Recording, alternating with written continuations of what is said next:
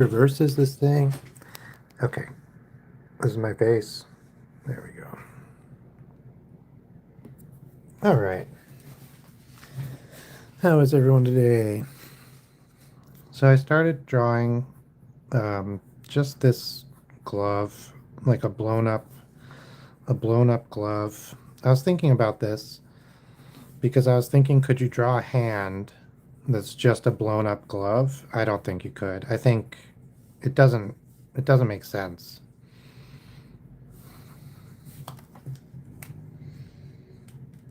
Hey, Birdman123. Welcome, welcome. I was trying to rhyme something with 123, and I was gonna say like came to see us, but that wasn't that good. How's everyone doing? How's everyone's weather? I hope everyone's weather is good. It's good here. It's been a little rainy the last couple days, but that's fine. A little cold, I think, or something. But you guys, I feel fine. I can hear my breathing.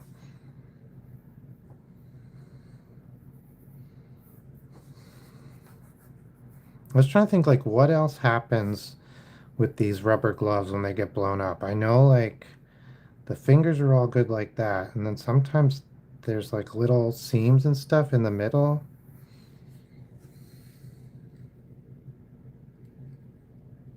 Oh, that's great. Yeah, I remember doing this a lot as a little kid. My grandmother, who was a big part of my upbringing, she was a nurse, so she always had gloves. First, the old ones, which were like clear. No, they were like white-ish plastic. I guess they were latex, and then the new ones, which are nitrile, which are blue. I'm moving this one over a little because I put it a little too close to start.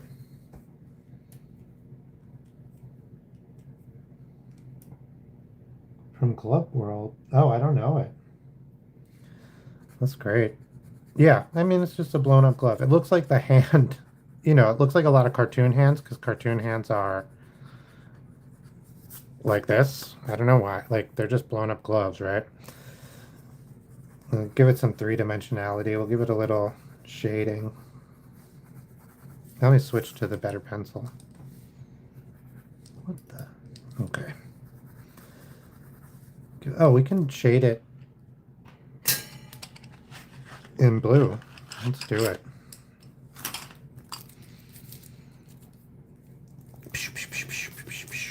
Okay. Yeah, I totally forgot. We drew those gummy bears, and somebody in the chat on that day told me about November 13th, and I was like, oh, okay. And I wrote it down, and I was like, I will make a short about that, and I will release it on November 13th. And then I went home and I scanned in the gummy bears. Yeah.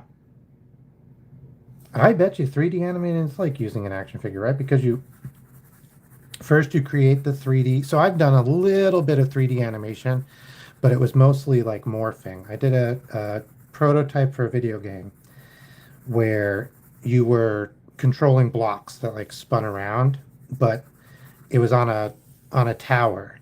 And when you flip a block from one to the other, like when you flip the block from one to the other, the back shape actually has to change. And so that's the animating I did. So like I did use bones and stuff, but it with Blender, but I didn't the bones were just like tools in order to do the thing I was actually trying to do. It wasn't like warping the points and stuff. Although I tried to do a walking animation with some bones. I love 3D animating. I love animating in general. I've tried it a handful of times. I am not great at it. I keep trying it because maybe one day I'll be good at it. That actually reminds me, I did screen printing for a long time, and it was really hard to learn. So I had friends who knew screen printing, and I was like, oh, this is great. I'll do screen printing with my friend. But the method they used was you literally cut the stencil. You cut everything you wanted, and you like attached it to the screen in order to screen print it. And that's just not how anyone did it anymore. Modern screen printing is done with an emulsion. People still do it that way. I don't mean to say that. But the type I was trying to learn, the type that was available to me. Oh, Barnes and Noble. That's great. The type of screen printing that was available to me was emulsion screen printing, and that's where you take a like solid black image or black and clear. You print it on a clear piece of paper. It can be line art or it can be like a photo or whatever. You print it onto clear paper, like acetate or something like that, and then you burn it onto the screen. First, you lay down an emulsion, and it has to be the perfect thickness, and you let that dry in the complete darkness, and then you burn the image onto the screen. And the way to do that, well, you should use a black light. That's the best way. People can use sunlight. Welcome, I'm back. Are you drawing a Fifi? Oh, I don't know.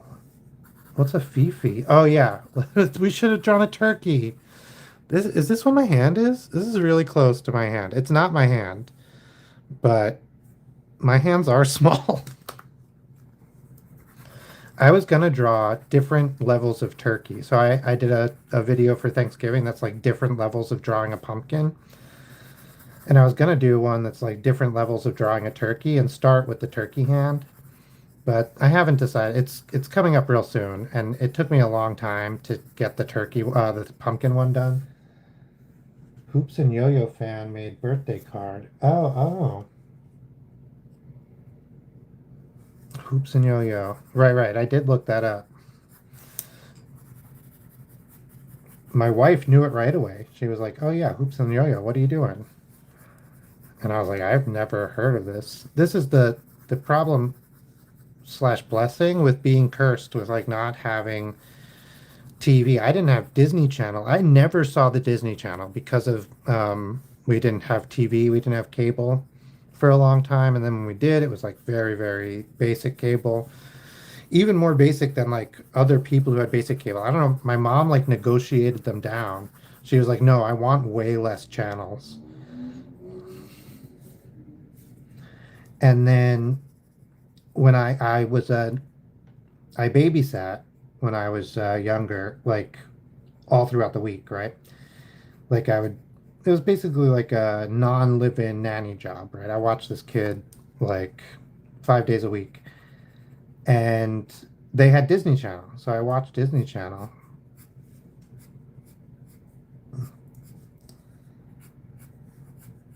All right, this is looking pretty good. I don't hate it. What's a Fifi?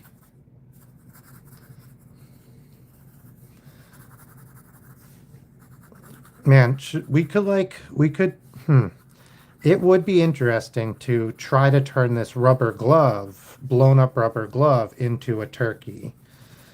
Is that too much? We would like have to draw glowed paper that we glued on and draw a, hmm, I'm debating.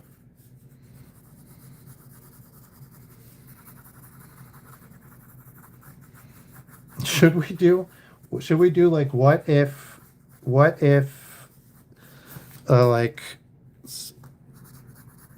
what like the best possible hand turkey could look like? Oh, thank you so much. It's yummy. Welcome, welcome. Ooh, I forgot to take my tea bag out of my tea. This, here we go. This is cheers. It's pretty good, pretty good. Let me zoom in a little. Okay. Yeah, so, okay, I'm just going to sketch it in with the erasey pencil. Where's the erasey pencil? Here we go. So I was thinking we could do, like, we would glue, quote unquote, glue googly eye on here. That would have like a reflection and the googly part was just flat there. And then we would glue like, we would tape probably. Uh, Tape on some like construction paper, a construction paper wattle. Is that what that's called? A wattle? I just learned that a juvenile turkey could be called a poult. And also, hey, Sapley, welcome. Oh, that's great. Making Christmas presents is fun. A few years we baked like these big baked trays of cookies for and like specialty popcorns for our friends and family. Oh, and hand pies. Oh man, delicious. So much work. And people liked them though. People liked them a lot. Although I talked to some of my friends who forgot that we gave it to them and were like telling me about them. And I was like, yeah, I know, man. I made that for you. And they were like, oh, really? That's so crazy. What? Oh, okay. Well, then we got to do it. Now you tell me. Okay, let's see. All right, let's get this. If this was a kid's one, right, there would also be like string or something, macaroni glued to it. I don't know. I've never made a 3D hand turkey. I don't know if anyone has. It seems like it would be a real hassle to teach a child how to do.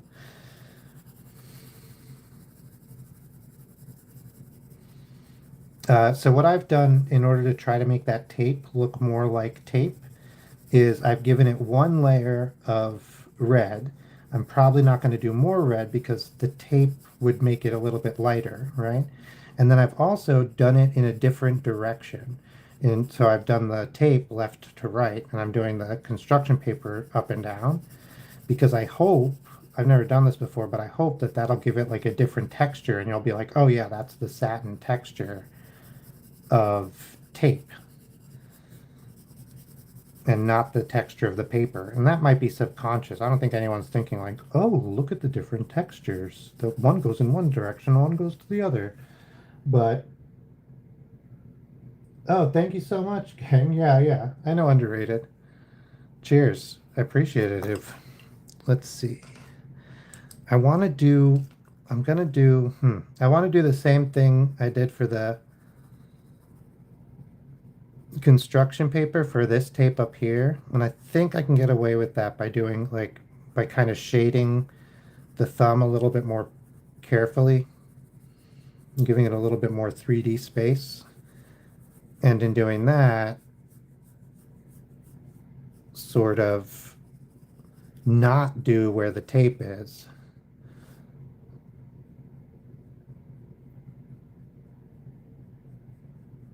So that it looks like tape. Like it's hard to draw tape because tape is clear. And so it's a lot about what you don't draw. I am drawing a blown up uh, nitrile glove, and then for some reason I decided to turn it into like a kid's turkey. I do not know why. I even said while I was doing it that I thought it was a bad idea.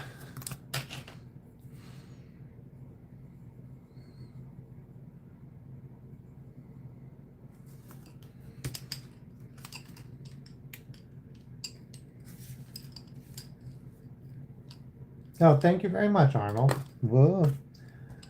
Oh, cool. Activity book. Oh, that's great. One time I took my friend's favorite anime.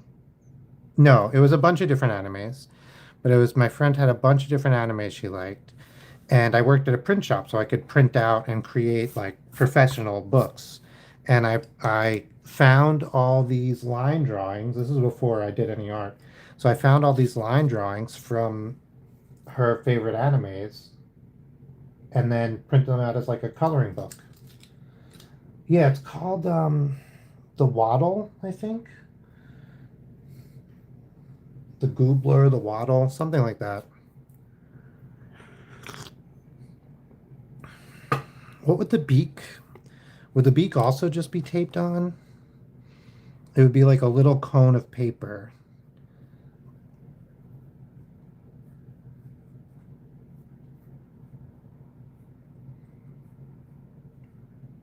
Would it be taped on? It'd be a little cone of paper. So this, the eye is obviously glued on. So I think that cone of paper we would have to, oh, we could staple it. No, we would have to have it glued on. My alternate web browser keeps crashing. Taped on? Okay, yeah, let's do taped on.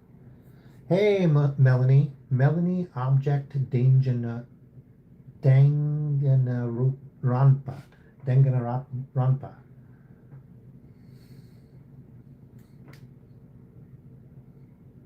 Okay. Oh, thank you so much. Thanks for the hearts. Yeah, let's make it taped on. We'll just use like a little bit less tape. We'll use like tape ripped in half. Oh, we'll have to make it go. Okay, okay. Okay, I think that works.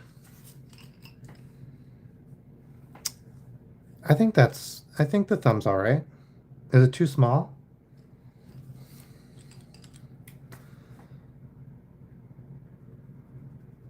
This would be inside the little cone of paper. Oh, I'm turning it into a turkey, like a kid's turkey. That's what's happening to the thumb. I don't know why I decided. I just literally, when I made my tea in order to come in here and sit, and because I talk for a while on the stream, I like to have a tea or something. And because as I was coming in here, which way should the cone paper go? That's fine, just like that. As I was coming in here, I made a tea. Oh, as I was making the tea, I saw a little box we have next to the refrigerator, next to the teapot, of nitrile gloves for when you need to like clean something really gross or whatever. I don't know. And then I was thinking about could you draw cartoon hands by drawing nitrile gloves? I don't know why I was thinking that, but no, right? It doesn't, I don't think that works. But then I was like, ooh, I could draw. I always have a drawing I start these with. I don't always know what I'm going to do, but I try to have a drawing that I start drawing right away. Ooh, crocheting is great. I learned to crochet when I was young, and I think I could still do it. Hook, grab, pull, hook, grab, pull. Yeah, I think I could still do it.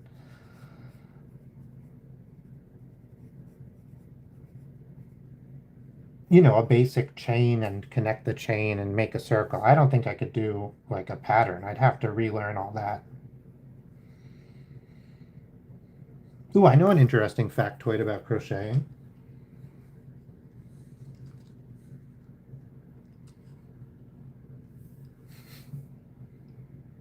These pencils I'm using, I'm using them because they're free. I haven't really tried a bunch of colored pencils. I used to use colored pencils a lot when I was younger, but it was like the ones that came in those big art sets. And I have a pack of Faber-Castell colored pencils, and I know those are very good, but I do not know where they are. These ones, I just knew where they were. They're pretty good. They put down a decent color. If I really want to, I can make it a little bit more vibrant, and especially with better paper. This is just printer paper. And they don't break very often. They seem to have a lot of last. Like, I use them quite a bit, and this is... Oh, here. Like, I use them pretty frequently, and they're not really that worn down. Ooh. Hey, Oreo, welcome. Yeah, an electric guitar bag sounds awesome, especially with like crocheted accessories. I have a sewn pencil case bag that my wife made for me. I love it. That's great. It's dirty. Jeez. It was on the ground. I should have known it was dirty. It's pretty good. What I got in here? Sharpie. Pen nibs with a skeleton taped on. This is like when people empty their purse.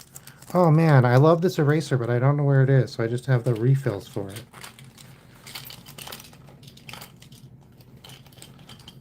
Oh yeah.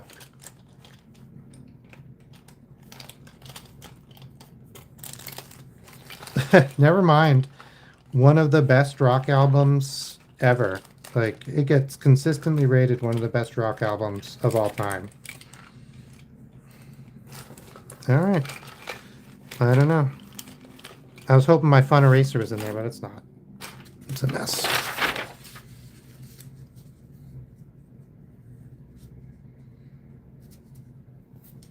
Yeah, it's a good eraser. It's just like a little, it's basically like one of these, except it's much thicker. And instead of being pushed out like a mechanical pencil, it's a twist out, like those Pentel mechanical pencils.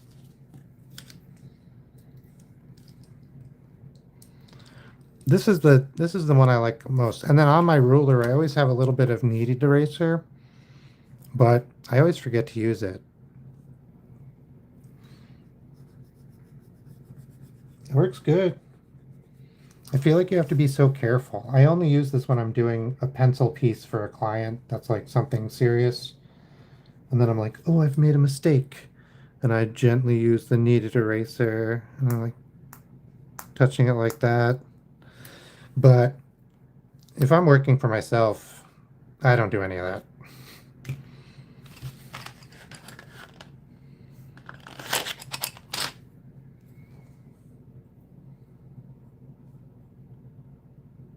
No, I've never heard of this pencil model called Sponge Boy.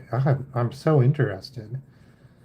Like, I'm so interested. There used to be, and they must still make them. I worked at the school store when I was a kid, and there used to be these like pencil grips that were supposed to like put your hand in the proper place so that you could like learn to write. And they were like really spongy and I guess comfortable for your hand. Oh, Doug. Doug the mug. All right.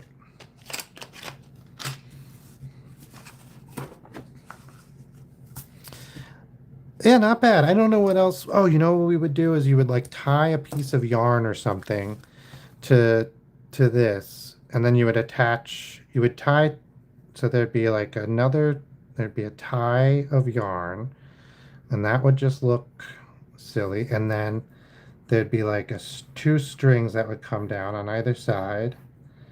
of yarn, either side of yarn, and then there'd be knots in those at the bottom, and then there'd just be like a flappy foot that is just made out of paper that the teacher cuts for you. Hang on, what would the flappy foot look like? Spamton. I am from New York. Yeah, exams, man. I haven't taken exams in a while, but we do stuff like exams where you have to like submit a portfolio or like submit your table display and all your stuff for consideration for the like craft fairs we do and stuff like that. Yeah, we're gonna do a Mario birthday card. It's Mario's birthday tomorrow. Let's see. Let me just tie this little knot. I guess I'm gonna do the other one too. It's like behind it. It's gonna be like that, like that. One, two, three. Okay. This one shouldn't be so straight up and down, so we're just gonna take it down a notch. Nope, this has to be lower. It goes like that. There we go. Sometimes I get my perspective backwards when I'm working on something like a little twisted.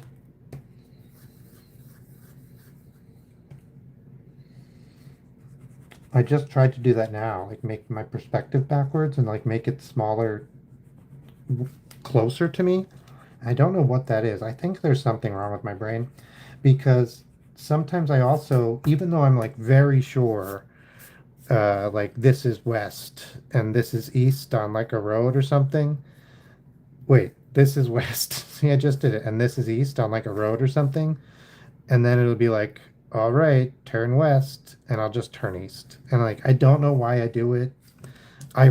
Even when I'm thinking about it really hard, so I don't do it, I will still do it. I don't know what it is. It's gotten me in a lot of trouble.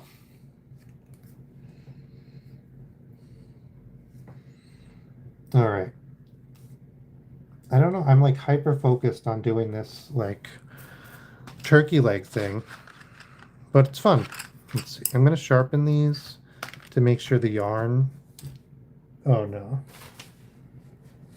Where's my pencil sharpener? Aha.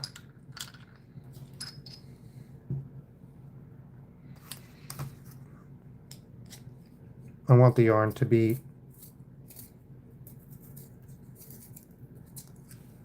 on point.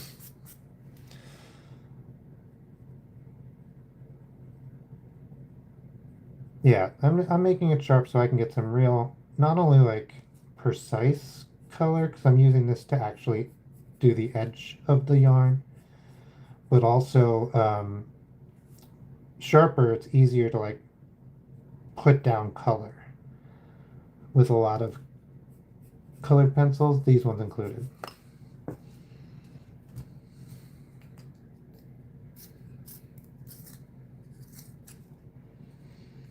Yeah, I've never been to Texas, Missouri, Kansas, Ohio, Vermont, New York, Connecticut. Oh, Rhode Island. Yeah, my sister lived in Rhode Island for a little bit. Mm. And then I lived in Pennsylvania for a while. Living in Pennsylvania was interesting. Not bad. I liked it when I lived there. Happy to be back in New York, though. And I've been back in New York for I think 6 years.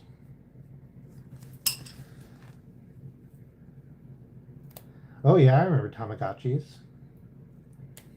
How many subs do I have? I think 500-ish. I just hit 500 like a couple of days ago. I appreciate everybody who's subscribed recently, and I appreciate everybody who's been subscribed. It's really cool to be able to jump on here and do some streaming and not hang out with everybody, do some drawing, get suggestions. I have a frog in my throat. I like I just totally missed the hole. Can you guys see this? I just like it's like I'm AI'd it or something. I totally forgot that it's supposed to go through a hole in the leg, in the foot. I don't know what I was thinking. Oh, awesome, Bito.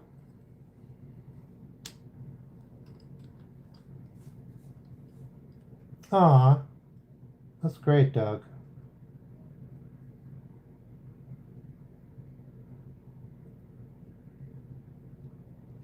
I don't have any animals. I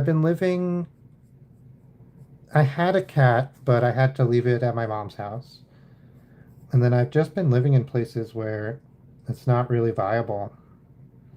And then I haven't been, uh, I don't really have the finances either. So it's a little bit of column A, a little bit of column B. I don't want to get a pet. I would probably get a cat just because of the living situation, but I don't want to get a pet that I can't take care of financially, you know? So, all right. I think we'll leave this kid turkey alone. Yeah, for sure.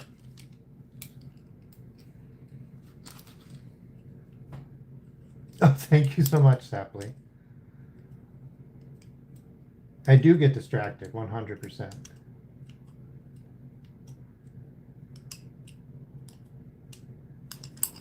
All right. We're going to do a birthday card for Mario Gang. He said he requested yo-yo and what's my brain saying? It's not telling me at all. Hoops and Yo-Yo.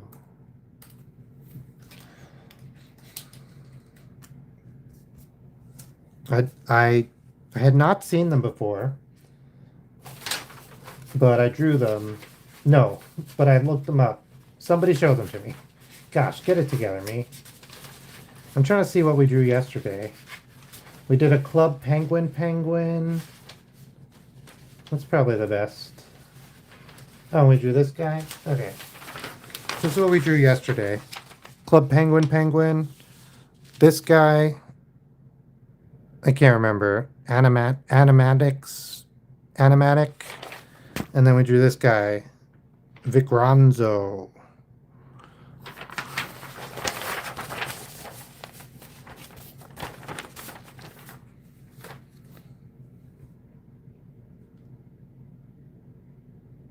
Stairs and they're all starring. Aw. Hey Luna, welcome. Yeah, my auntie tells me stories. She grew up in Philippines. My mother-in-law, really, she tells me stories of the dogs that they had growing up.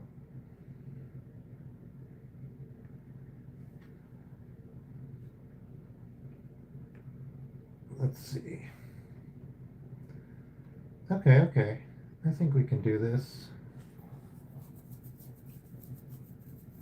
First, yeah. First, we're gonna do this birthday card. But yes, I think we can at least you can make a suggestion, and we'll see if we can get to it and if we like it. And I usually do requests like totally 100%. I put it on the list, but I don't know what we're doing today. We're doing a little bit different. Okay, we're getting this is Hoops and Yo-Yo. It's going to be a Hoops and Yo-Yo birthday card. So what we're going to do, okay, they have little square bodies, so that's nice and easy. Little rounded square bodies, not bags. Some cartoon characters, their bodies are bags, so they change if they move around and stuff. Ah, Spam Tin, yes. Cream Puff Cookie and Spam Tin. Okay. Jeff, I drew Phoebe Thunderman. Yes, you did request Spam Tin. Let me write that down. And Cream Puff Cookie. Is that a character or just you want a Cream Puff Cookie? Sounds delicious. Okay. Okay, so these little guys, pretty straightforward. Little tubes for legs. Like very simple cartoons. I bet you the computer not even tubes for legs, sticks for legs. They don't have a bend in them. They don't bend. They're always straight. That's what it looks like. Oh no, they do have a tiny bend. Okay. Okay, cool. Take care, Arnold. Thanks for stopping in.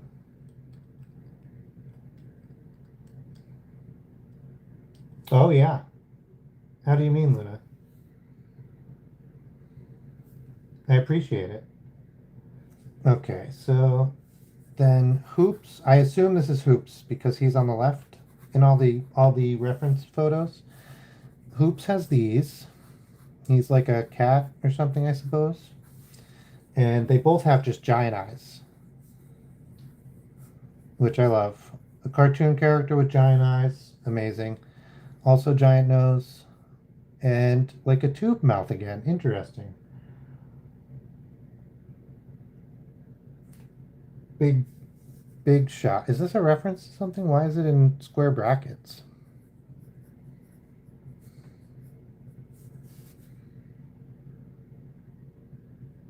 Okay, so this will be Hoops, and we'll get the other one, Yo-Yo. He's basically has a square head with a little bit of a pull in here, and nice big straight long bunny ears. I like the simplicity with which these guys are done, because I feel like very simple cartoon characters are often more effective. Okay, thank you. All of a sudden, I was like, wait a second, this is a reference.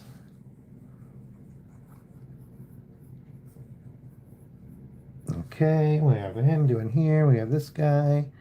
This is like a nose. I don't know if they ever make this mouth, but I put it on there. Oh yeah, it looks like they sometimes make this mouth. So I'm gonna make them smiling. I'm gonna give them a little match. And we're gonna do a little birthday cake. Happy birthday. Happy birthday. What is the other one? It's like, happy birthday to ya. Happy birthday. Whoop, we don't want it lit. That's the whole point. He's trying to light it.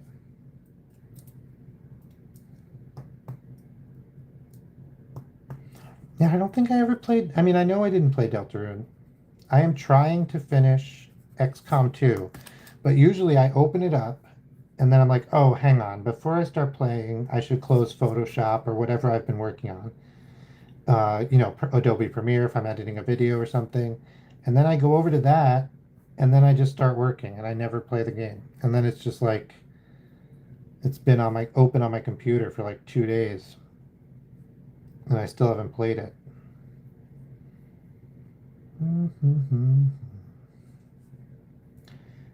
That's all right.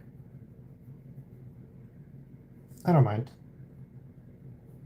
Okay, we're going to put this cake on a little stool. The ground is here.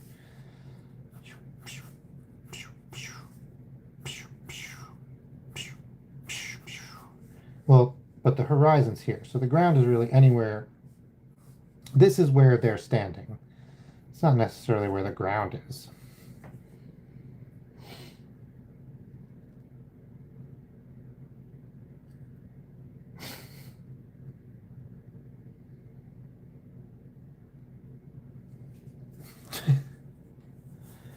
Yeah, my computer needs to be. I need to figure it out. It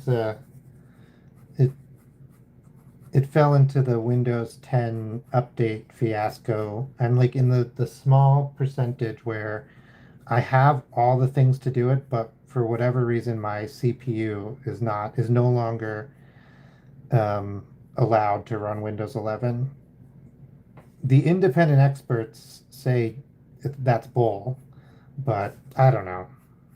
At the time, I'm getting extended end of life updates and trying to figure it out. All right, he has a sparkler.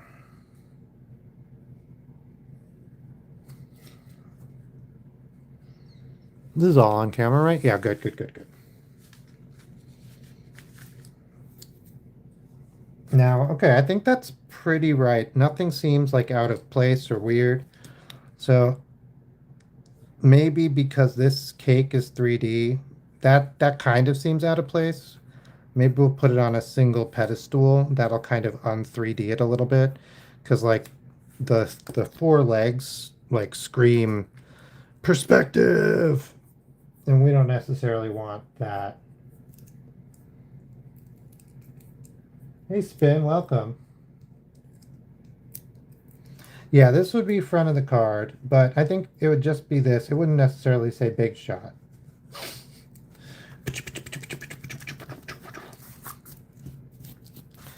Um, I make greeting cards. That's my other job, and that's my job. It's one of the job, and I almost always do blank cards.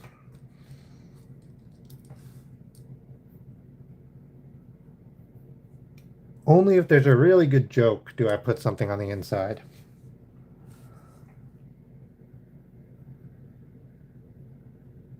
All right, I'm gonna set it down. I didn't put his pupils in, but he's gonna be looking at the cake, I think.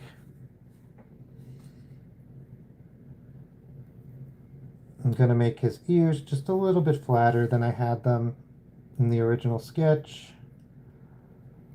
because I think I over pointed them.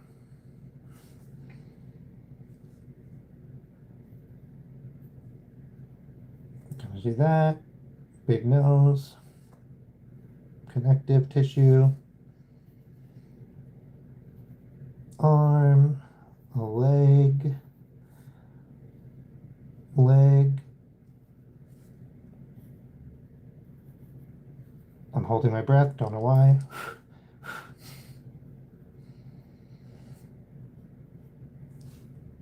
All right.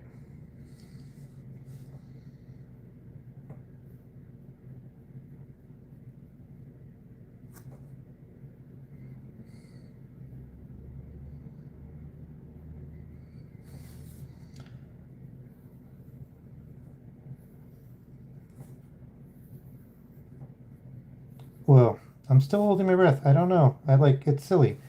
I'm like, I guess I'm afraid I'm gonna mess it up because this is like, if I mess it up at this stage, it's a little bit harder to clean or like fix. But like, it doesn't matter. I don't know why I'm like so cautious for whatever reason. Not cautious. I'm like holding my breath. I'm like anxious or nervous or something. All right.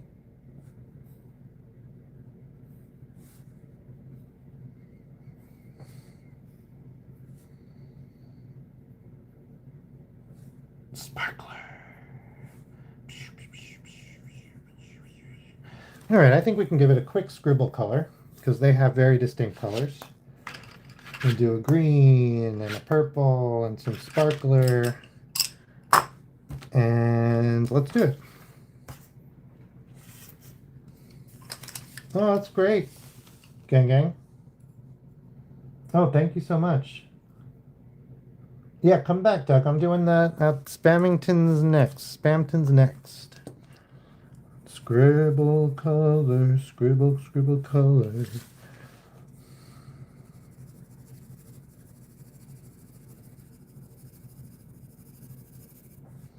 Scribble, scribble color, scribble, scribble color. I don't know why I don't know why I like scribble color so much.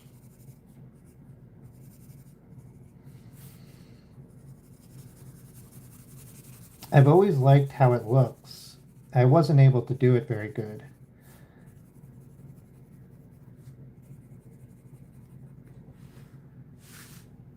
We're going to do green twice because he's not quite this bright green, but he's not quite that dark green. So I'm just going to go both and kind of hope it balances it out.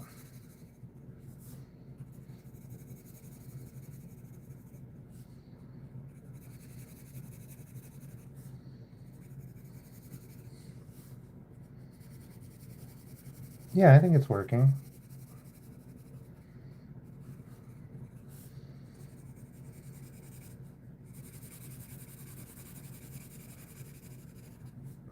I think this is what he looks like. Ba-da-bum. Bum, bum, bum, bum, bum, bum, bum, bum, bum, bum. This is the kind of thing I get stuck in my head. This is like it's from an old NES video game. Bum, bum, ba-dum, bum, ba-dum, ba-dum, ba-dum, ba-dum, bum, bum, ba-dum. At least I think it is, because one time I thought I knew this thing was from like a very specific old NES video game, and then I looked up that video game. It wasn't from that, and then somebody else was like, "No, it's from this," and it was from like a totally different thing that I didn't remember the thing at all. But I like the song was the song I had been singing. So weird. What a strange. Like the memory works in such mysterious ways because like why am I remembering that song or did I make it up? And then it just happened to be part of this, like I made it up because it was similar to the video game song that I liked. And then it just happened to be the same one. I don't know. Who knows? Who knows? Wait, that's the same way. Okay. I was hoping to do, well, you see. I did scribble this way. And then I was going to do scribble this way, but I just made it so I would have done it this way, which is the same way. I don't want to do it the same way. I want to do at cross sections.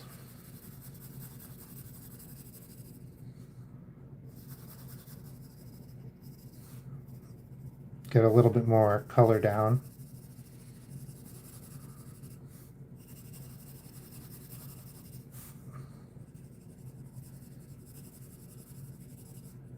I feel like it's more Like the scribble one way is not that noticeable, but the scribble both ways is like, oh wow. These are Hoops and Yo-Yo. I did not know who they were, so don't worry about it. We'll do the cake a vanilla color. Why not? Looks delicious.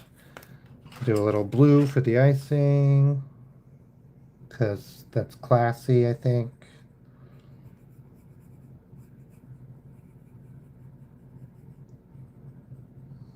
All right.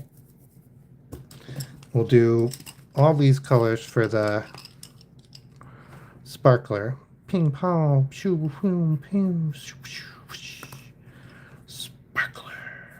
I don't know why. Somebody showed up. We drew something a few weeks ago or a few days ago. I can't remember. We drew something recently, and then it was like it was like a cat or a fox or something, and then somebody showed up in the chat called like Sparkling Fox. And so then I made the fox all sparkles. I can't remember. I can't remember. It was fun. All right. Oh, whoops. There's a little flame I missed.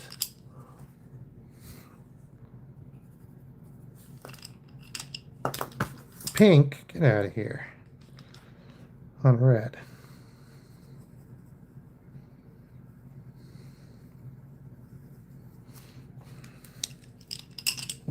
All right. Happy birthday.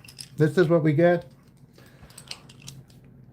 This is the front of the card. And then you open it up. And on the inside, it says, let's see. Oh. Hmm.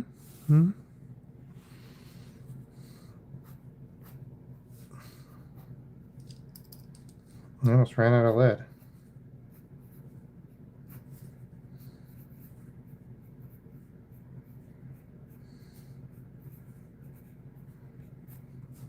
And then whoever writes you the card is like, love this guy.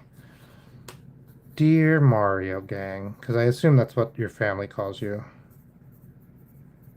Happy birthday. All right. Unless you want to be traumatized. Oh yeah, happy tree friends. I think somebody was saying something about those.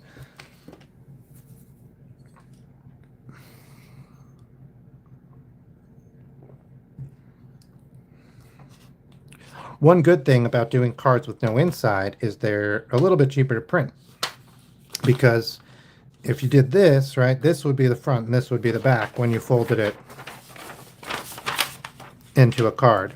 And in order to fold things into a card, you actually get a special device which creates a fold, like a little, it allows you to fold them because cards are so thick. So it makes a big like divot because if you fold cards in the cardstock, it like destroys the edge of the paper. And it looks terrible.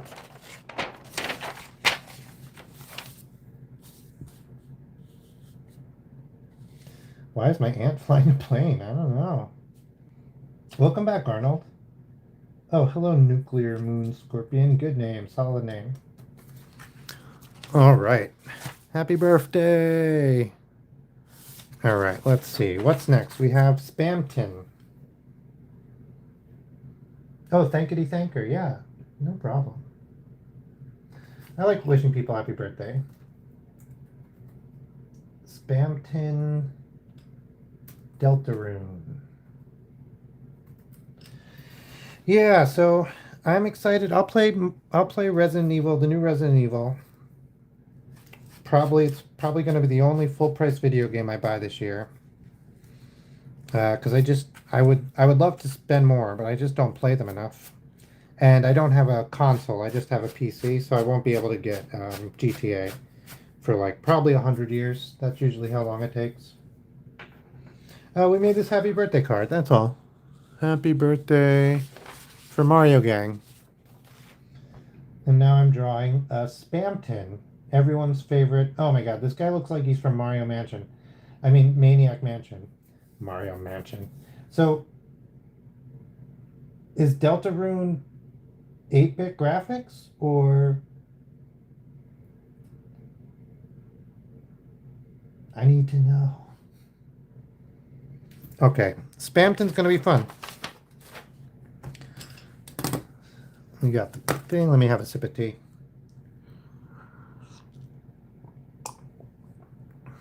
The tea is getting cold. Chug, chug, chug, chug. All right.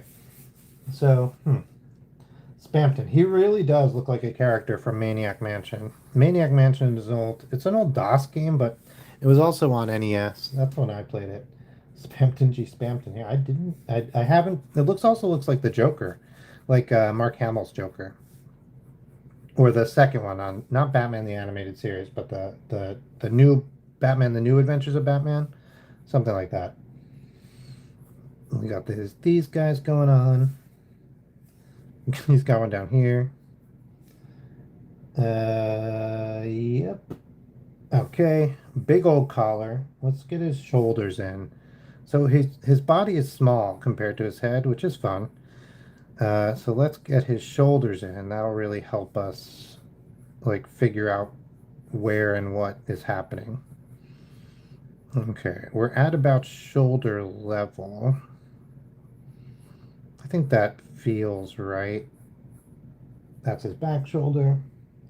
Yeah, cream puff cookie is next. That's the that's the way the cream puff cookie crumbles. Okay, it looks like he's just wearing a very high collared V-neck shirt.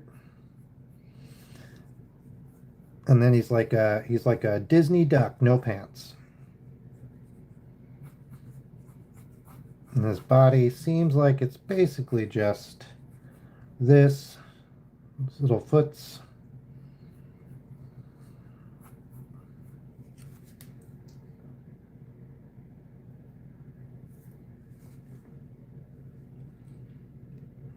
Gosh, I think I remember that one. That one sounds very familiar. And then are his arms always just straight out like this?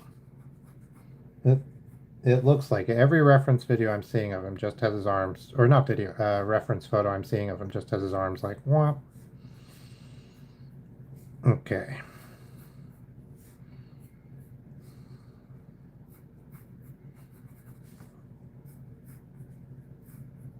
All right. Okay. I think we're gonna get away with it. Here comes his big old collar. It's a fit. Okay. Fun. Funzo. Funsies. Okay, now we have to get his giant smile. Yeah, I think I remember that episode. Oh, it's like a big old nose too. Okay, hang on. Let's get the big old nose. Wait, that's pointing. No, that's right. He looks like a. Maybe that's what makes me think of the new age Joker. So with a lot of cartoons, instead of trying to get this smile to like wrap around, so we're going to do his eyes. We're going to have this eye be a little bit smaller, this eye be a little bit bigger. That's a little too small, a little too big. To like, because his face is not facing straight at us where they would be the same size. But a lot of the times for the mouth, you just draw it as if it is in the right spot for cartoons and stuff. I don't know why. Maybe you don't do quite that last one. That's not his mouth. Okay, I decided to do a little in between. It's a little further facing us than it would normally be, but it's not as bad as all that. Cheekbone, chin bone.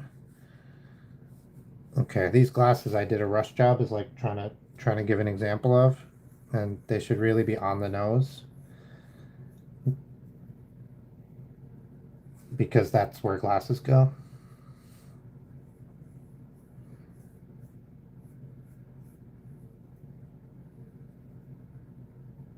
Okie Gosh, I keep holding my breath. How do I talk if I keep holding my breath? Okay, there we go. His temple. You know this part of the glasses? I would call it an arm. You know what people who make glasses call it? A temple. Blows my mind. I guess it goes by your temple. But man, it's crazy to me. I still like I've known it for years and I still think it's crazy every time. Yeah, a temple, exactly. That's how I feel. But yeah, that's it's called a temple.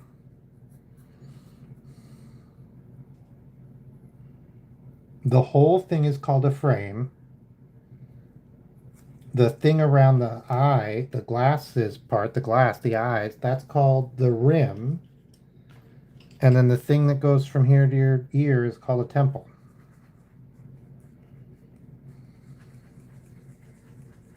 Also, you know what's crazy about, at least in the United States, I'm not sure if it's worldwide, but in the United States, like 90% of all glasses are made by the same company. And and they also own Walmart Optical, Target Optical, Lens Crafters, Pearl Vision. Uh, there's more, but I don't know. Those are the ones I know off the top of my head. They're not bad. It's like weirdly, so it's like, oh, it's effectively a monopoly. Not on eye doctors, but on glasses, right? That's really hard. Um, the eye doctors are mostly still very good. They work for themselves. They're not really part of the scam. It's not a scam exactly. It's kind of a scam.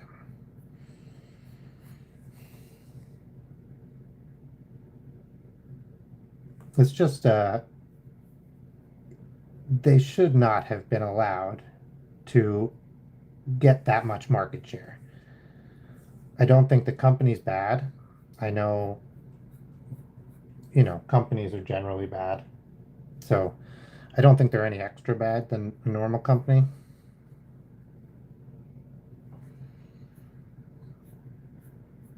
But yeah, something to be aware of.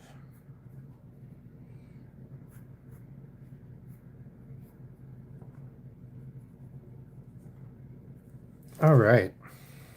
I think we've gotten there.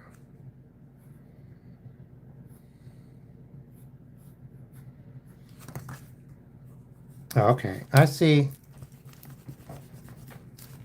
Let's do this. Man, I walked home today and I was like in a rush and I was listening to a podcast and I was trying to like get to the right spot. And I've only lived in the city for like we had the apartment for a month and a half, but we've only been here for like 3 weeks, like half the time. Most of the time we've been having to go back to the old home or to my in-laws' place to help them move and stuff like that. I think I've talked about it before on stream. And anyway, so we've only been here for like 3 weeks. So I was walking home and I got turned around because I was messing with my phone instead of paying attention. And then I was like, wait a second, this one-way street is going the wrong way. And I was on the wrong street. It was, it was fine. All right, what's his name? We're gonna do pink and yellow eyes because that's what it looks like. He has pink and yellow. And then this is like a little red. There's a little red over here. And then the rest is black. So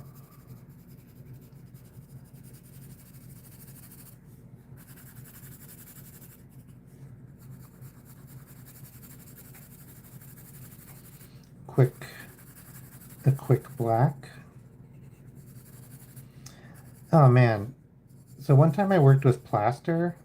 Did they call it something else? I worked with quick sec plaster to try to make a mold. And I did. I successfully made the mold. Um, it's just weird. It's an interesting process. It's very straightforward and relatively easy to work with. The only thing is it's like messy. It's very messy, and you have to be very careful with it because if you pour it down a drain, um, you'll destroy the drain, and it'll cost a lot of money to fix. So like it's really hard to wash and clean. You have to like get it off yourself in other ways.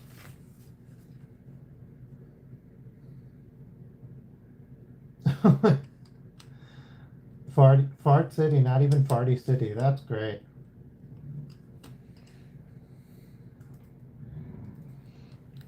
Oh, I forgot to do his hair. How do you have a greaser king like this without having black hair? Get a little, get a little sharp. There we go. Dun dun dun dun dun dun dun dun dun dun dun dun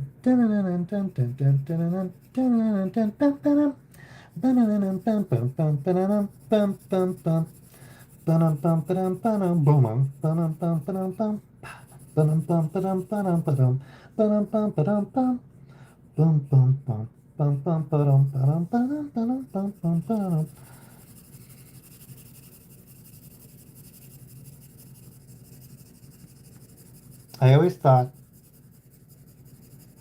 um, what's it called? The second world of Mario in Mario Brothers, the original one, where they go underground for the first time. I always thought that was such scary music. It's like banana, banana,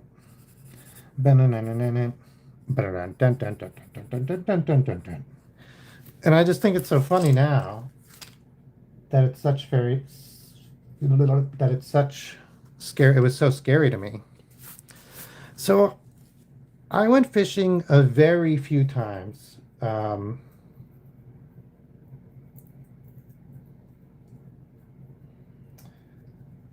Uh, Gosh, yeah. So I had a Sega, and I loved like the I had the old in the U.S. What is it called? Uh, the Genesis. I had the Genesis, and I loved it because I really enjoyed Sonic. I liked a lot of the games that were on there.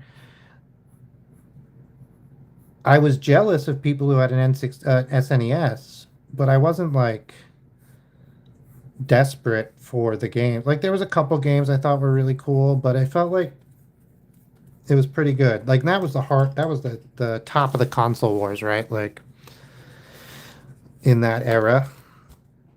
But now Sega makes amazing games. They don't make any consoles, so it's not really hard to choose. And Nintendo's such a jerk, man. They're like patent trolling people. So it's hard to root for Nintendo anymore. Um Genesis made the better handheld system, although not it doesn't hold up. But the Game Gear was a friggin' amazing piece of work. And I had the Dreamcast, and man, was that thing cool. So I think Sega won, but then Nintendo continued to make systems and games for decades. And Sega still makes games, and they make great games. But Nintendo really like the Wii and the Wii U. I know the Wii U gets a bad rap, but I think it was also very good. The Switch, I like a lot less. I like a lot of the games. I think it's a good system. It's a it's an underpowered system, but I don't think it's bad exactly. The thing I don't like about it is I have relatively small hands for an adult and for a man. Not relatively. I have small hands for an adult and for a man. Like they're just not big. I have to use very tiny mugs so people think my hands are big. No, I'm just kidding. But the Switch controllers, the little side Switch controllers, they were just so hard for me to use. And most of the games I played were with like a group of people because I would be playing with my nephews or my nieces, and so we'd have those out.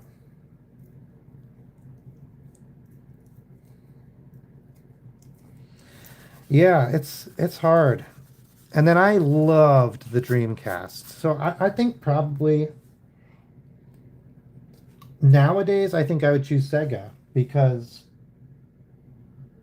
of the mostly because of the patent trolling stuff going on with Pocket Pair and a bunch of other. They tried to patent things that are just normal things you do in video games, and that feels disingenuous. Maybe it's like a misunderstanding. Hey, Viltros, like a misunderstanding because they're doing it like a Japanese style of patenting,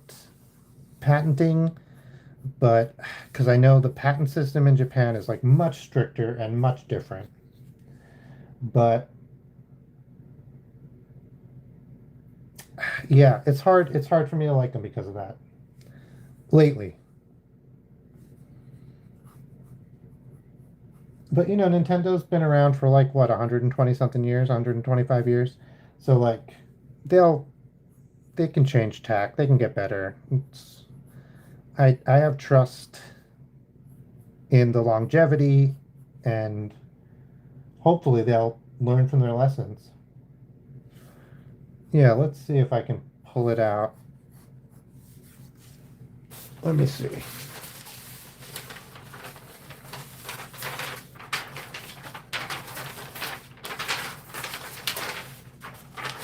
There's that.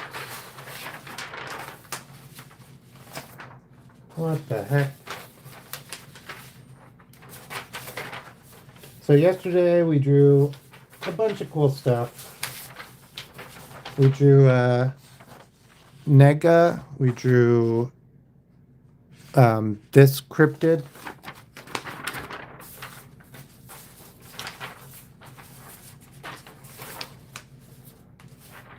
Yesterday the comic I drew for my wife, let me see, she saw this one so I can show you guys, is this is the Stella and Steffi comic, and she says, "That's so much ramen." And she's like, "Yeah, one of these bowls is for you." And then Stella was like, "Oof, yeah, let's go, heck yeah." And then she's like, "Wait, do you have a fork?"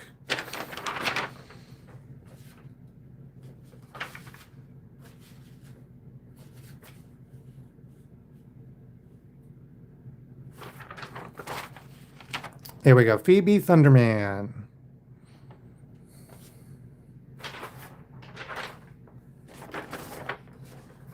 Yesterday we also drew this fine fellow, Vicronzo.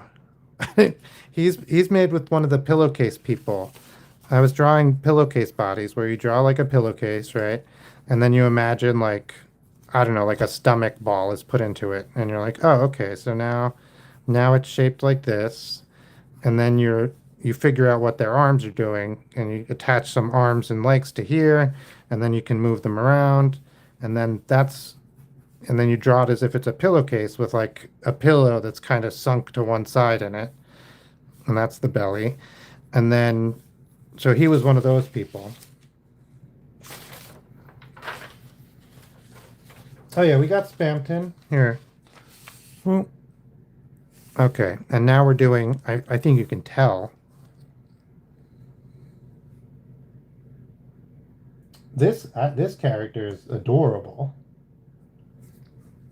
I'm like, I'm really digging this cream puff cookie girl. I'm a huge fan of like Sanrio and like super extra cute things. So like, give me something that is too cute to stomach, and I am going to love it.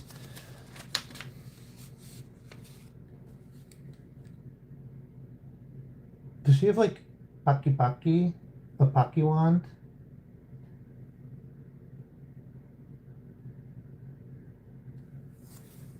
Okay.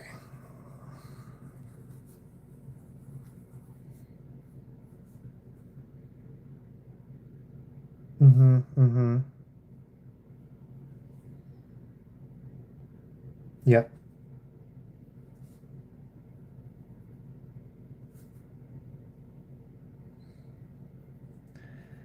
All right.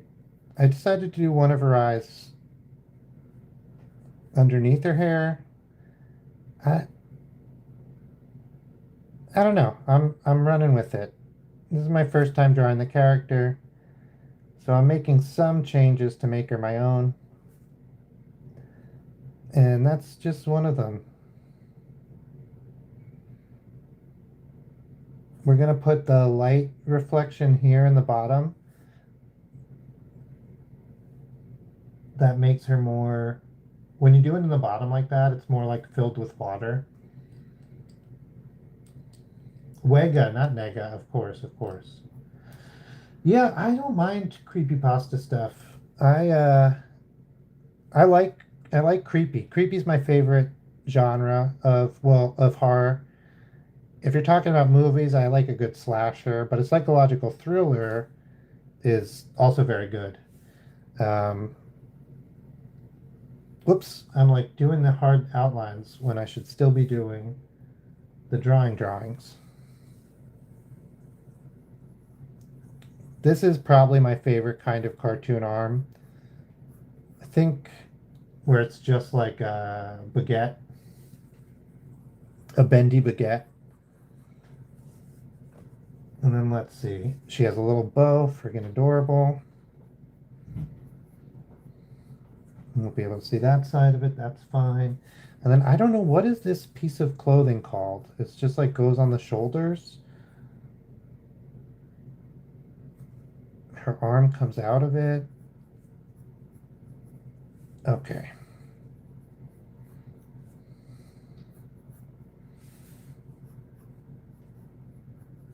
Little baguette arms.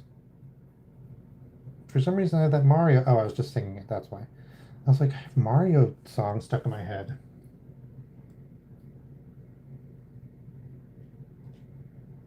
Yeah. Whoa. What's gay?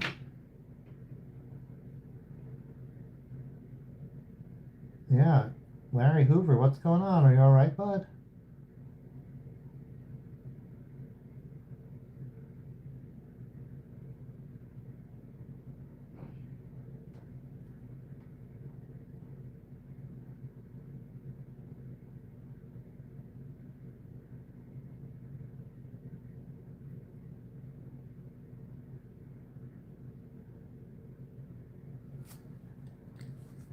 All right. Bum bum bum bum no no no no no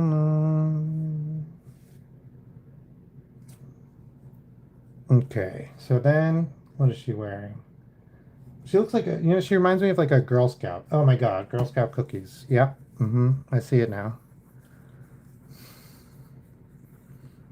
Powerpuff Girl legs. That's pretty good.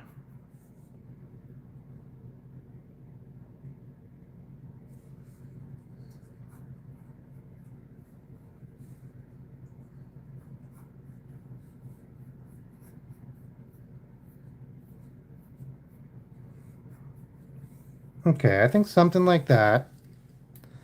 Let's do a little cleanup. Ah, okay, okay. Yeah, for sure. Way cooler. But that explains the uniform. So it's like a specific uh, uniform, not a Girl Scout uniform, a magic school uniform.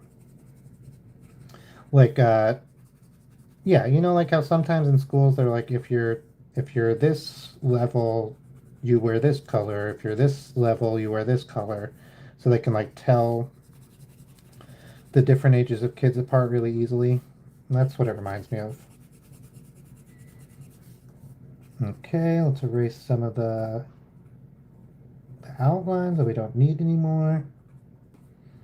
Oh, that probably is one here. The brown of this, whatever, this is like almost a shawl. It's like I have no idea.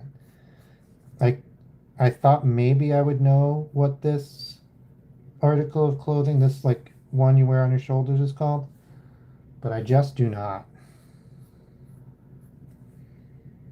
Okay, big round anime head.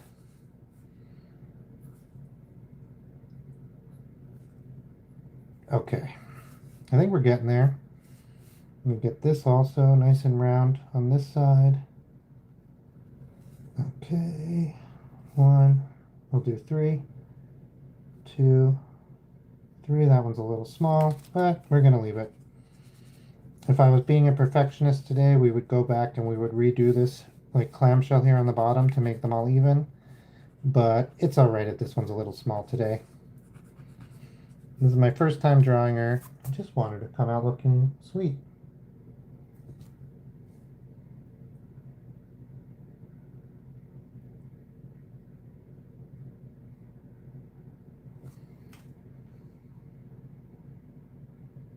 Mario Galaxy, I haven't seen it.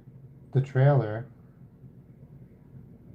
I loved I loved okay, I think we have her arm coming out too high. I think we'll do it like that. And then that means the shoulder thing can be a little bit lower, I think. Yeah. And then we'll give her I think it's a piece of baki, which is that chocolate covered cookie, right?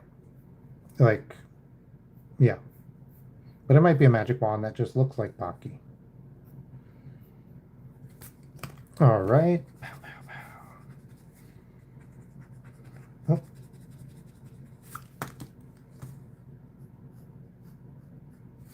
okay. I think we got to do some coloring on this one. Yeah, so Larry the cat, I drew a Larry the cat that looked, I had never seen them before and they were real. Or maybe that was not Larry, maybe that was someone else.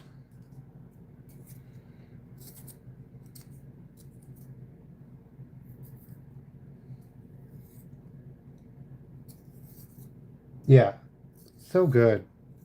I like this character a lot.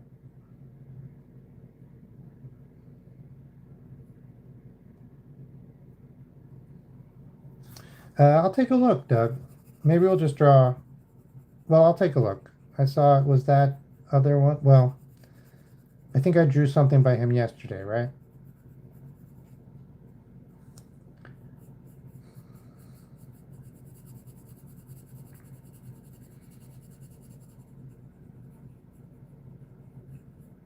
Oh, you know what? I'm gonna clean this up a little bit more because the eyes are so important. I don't want them to be very messy at all. So, like other stuff can be a little sketchy, but if we can get these eyes to be nice and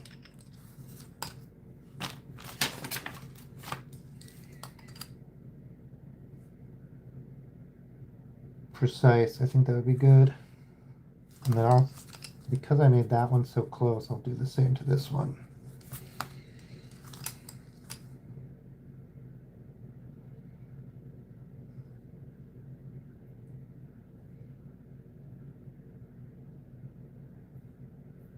Okay. Her hair is white, but we'll do cream because it's cream.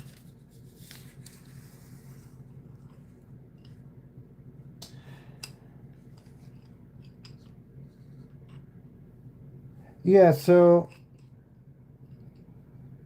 this has been always a thing, right?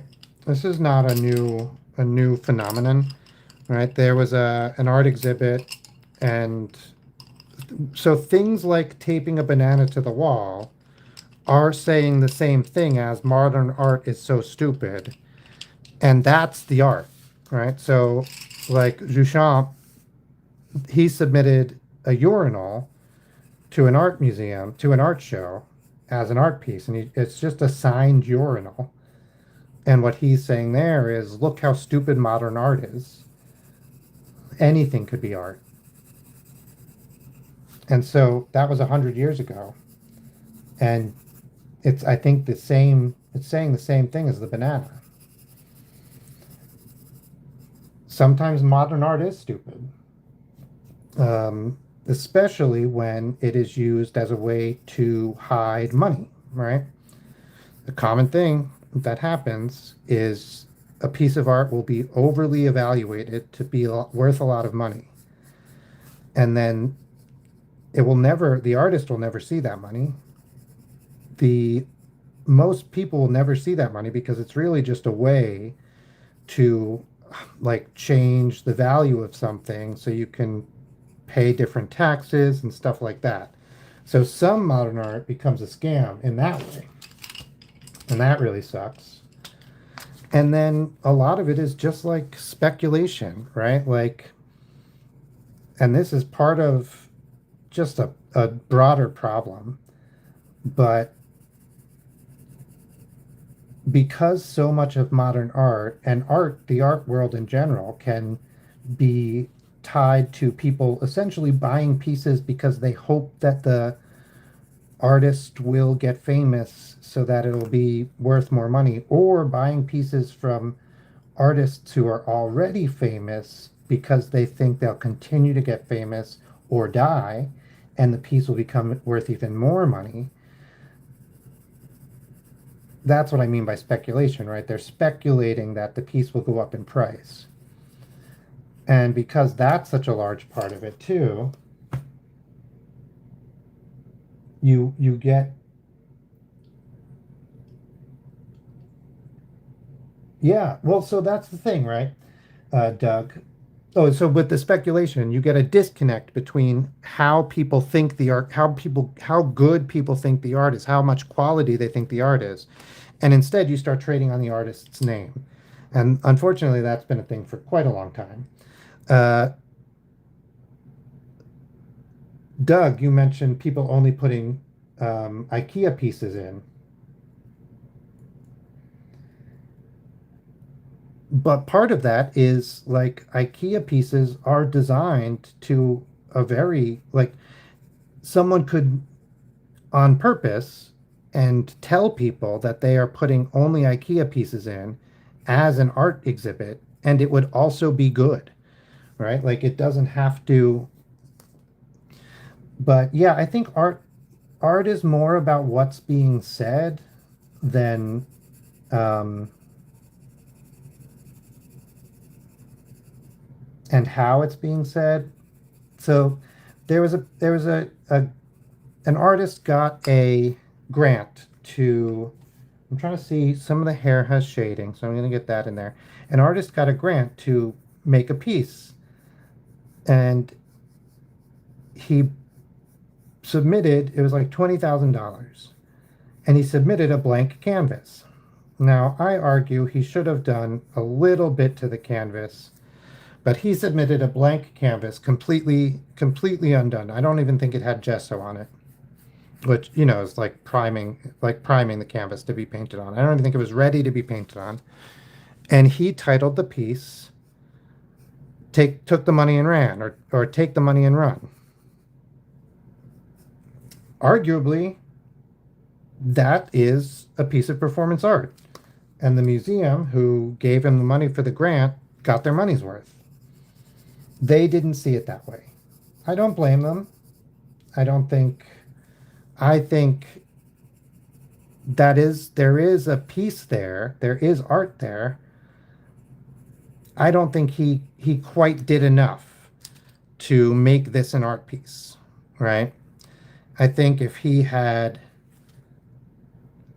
somehow included maybe a bunch of emails communicating with the art, had showed what he spent the money on, if he had done something extravagant with the money, or if he had maybe done a little bit more work to the canvas, but very cheaply.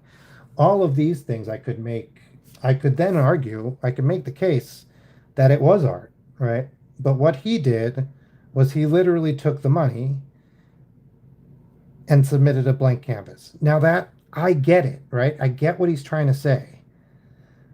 I don't think it's not art. I just don't think it's really that good.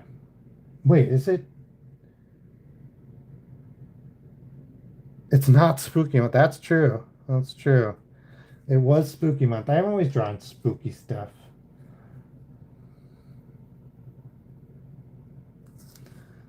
Okay, I need to lighten up her hair, I think, or darken her face. We could do a little bit of, because her hair is this peach color, because that's as close as I have. That's the only off-white I have. Yeah, so we can enrich her face and hands by just adding a little bit of brown and maybe a little bit of pink.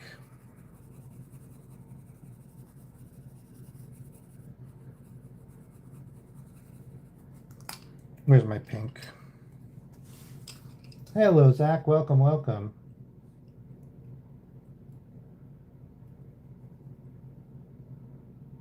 Yeah, Epicy. I work in printing, and I also sell my art, my prints, and greeting cards that I design. Those are my jobs.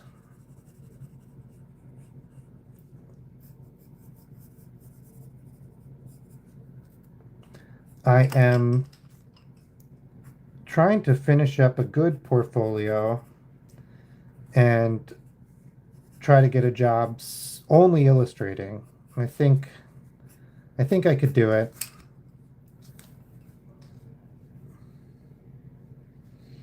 Yeah, we did a Halloween stream where I was streaming while the trick-or-treaters before the trick-or-treaters came.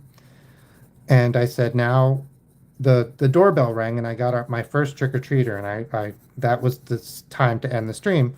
So I ended the stream and I said, well, now it's officially Christmas. And I went out and I gave the trick-or-treater his candy. And then I sat down and had a piece of candy myself. And I sat like in the living room waiting for the next trick-or-treater because I figured it won't be long. And I opened my phone and put on like a Reddit video, like someone, like, I don't know, was it Call Me Chris or Smosh Reads Reddit, something like that. And I got a dang Christmas commercial immediately. Like, it's crazy. So, yeah, Christmas, Jesus. Down the street from me, they have a big blow up nutcracker already. What the heck?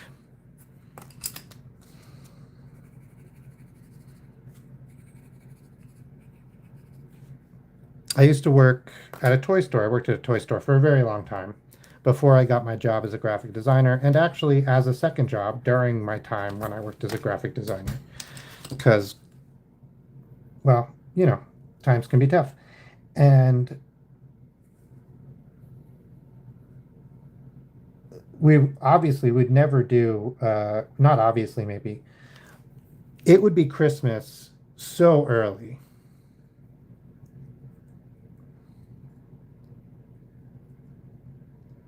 Congratulations, Gang Mario. Let's see. You've lived another year. I'm gonna do some yellow in this dress to try to bring it just separate. I don't have a lot of colors. So there's a lot of different shades of brown in her costume and stuff, and that's great. But we have to figure out a way to represent that with my limited one brown. And so I've added some yellow to some, I've added some red to others, I've added peach to most things.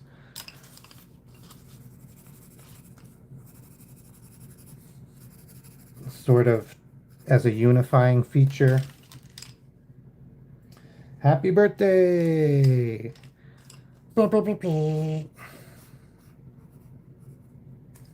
Little chocolate chips or something.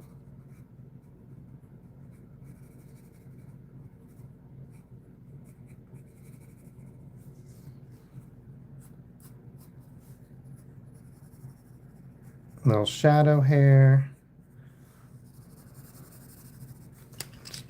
I think that's it. Doing a little tiny bit of pink for her dress. Whoop, too much. A little pink for her shoes.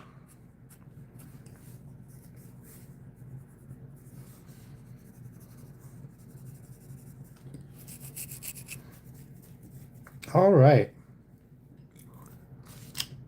Candy sugar cookie girl. Not bad. Not bad for my first time drawing her. First time ever seeing the character. And throw some darker lines on. I think that'll help with some of it.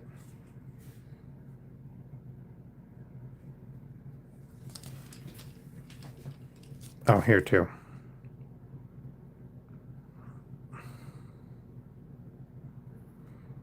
Let's draw one of those things that you blow, noisemaker. Oh, thank you so much.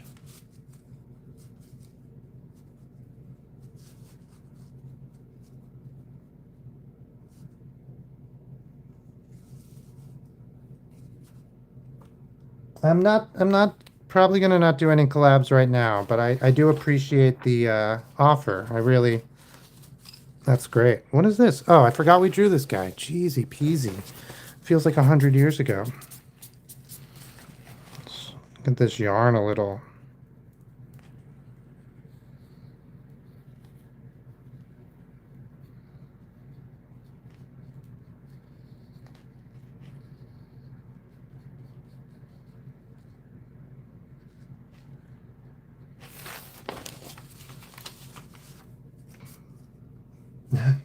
Wait, yeah, spam tin. Yes, yes. Here, we got spam tin. We have cookie cream, girl sugar. We did this turkey thing. Is that it? That might be it. And now we're gonna do a. Oh no, we also did a birthday card. Hang on, hang on, hang on, hang on, hang on. We did a birthday card. Here it is. Here it is. Here it is. And then it goes, "Happy birthday! Your name is Mario Gang. Gang. Happy birthday!" Let's see. They're lighting a birthday candle. This is hula and um, pox, something like that. M&M is an M&M. Hoops and yo-yo. Yeah, yeah, yeah. Oh, I can put it. Let's put Big Shot on under there. What is does she say anything? Let's do. Is it just here? We'll do it. Is that good? Do all caps.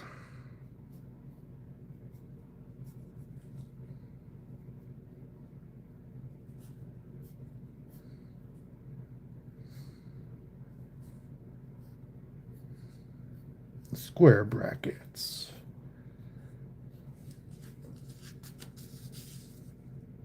All right.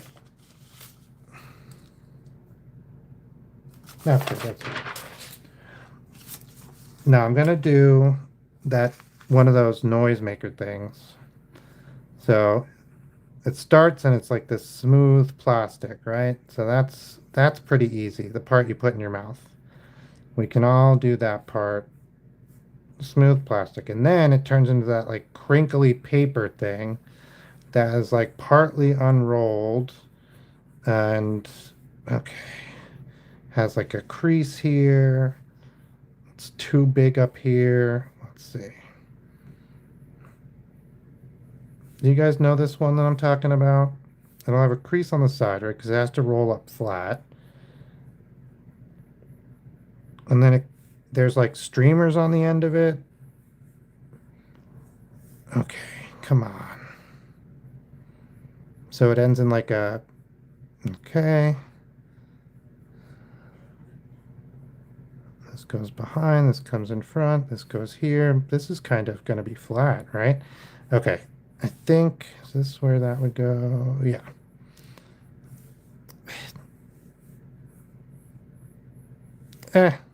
I think it would be like that. It's not that interesting. We could do it all the way pointing out. I think that would be a little bit both less interesting but a better drawing. But then it's just this, right? Like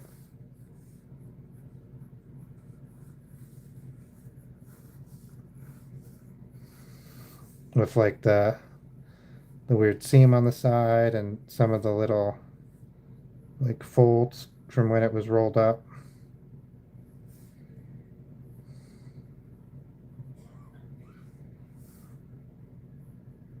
Okay, let's look at Cartoon Cat.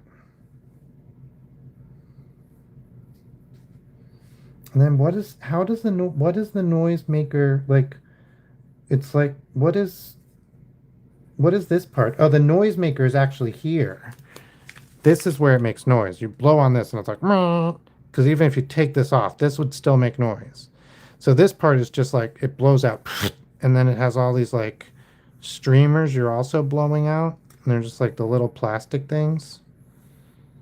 I don't know. I haven't been to a birthday party in 1,000 years. Let's look at Cartoon Cat by Jake Henderson. What is his name actually?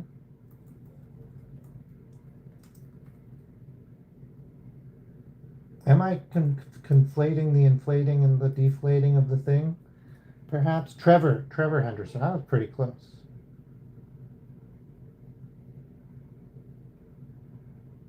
Oh, happy birthday, gang Mario. Bro. Oh, it's another creepy pasta. Okay, that's great. They're separate. All right. Well, I put them together. Patent that. We can make some money. We'll be the premier provider of birthday noise unfolders. You need to be a flautist in order to blow them up though. That's because oh man, I dropped something. Okay. All right, let me put these away. So one of my favorite movies growing up was Who Framed Roger Rabbit. Great movie. I heard the book not that good. I mean, it's a totally different concept. The movie foregoes part of it. Doesn't matter. You could watch who's the guy who does the difference between the book and the movie? He's great. I can't think of his name.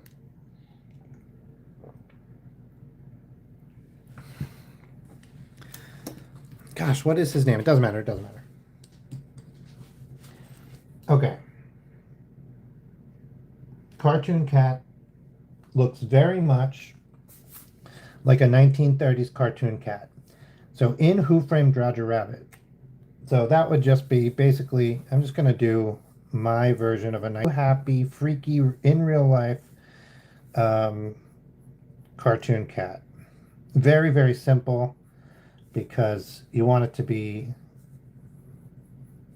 because a lot of these creepy pastas, that's part of it, right? Like it's, so like if you turn the ends of this smile up, so if you draw a smile like this,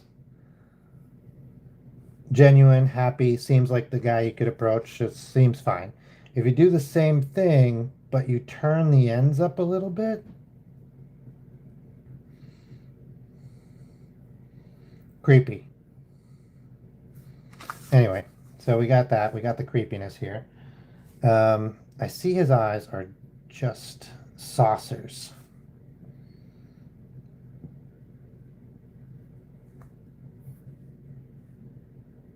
Yeah, Who Framed Roger Rabbit? Amazing, amazing movie. So in that they have those like movable holes. Oh my God, I love that friggin' idea. Movable holes. Like, oh, so it's just portals from PortalCon, right? But it's what, like 3 decades before Portal was a thing. So good. And it's not quite portals, but that would be the next step, portals. In Who Framed Roger Rabbit, it just made a hole in whatever it was put on. So you could like walk up to a safe, you don't have the combination, it doesn't matter, you just throw the hole on it and you can reach inside and grab stuff out. One of the weird things about the hole, and this is because cartoon, was it was totally black, right? It looked like an inky void, which like cartoon holes often look like that.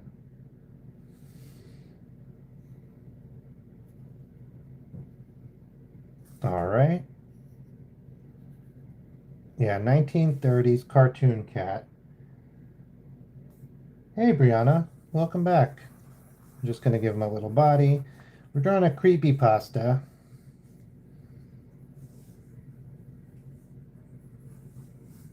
And we're just doing something because why not, you know?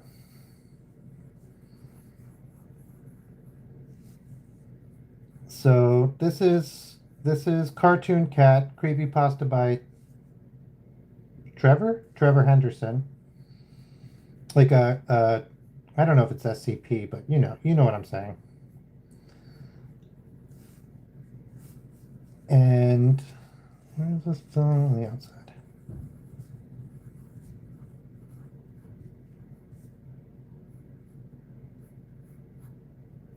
And so I'm just giving it my own spin.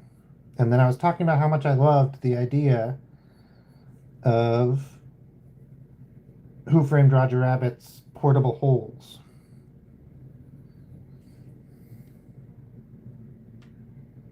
Oh, good, good. Enjoy your homework. Or, do a good job.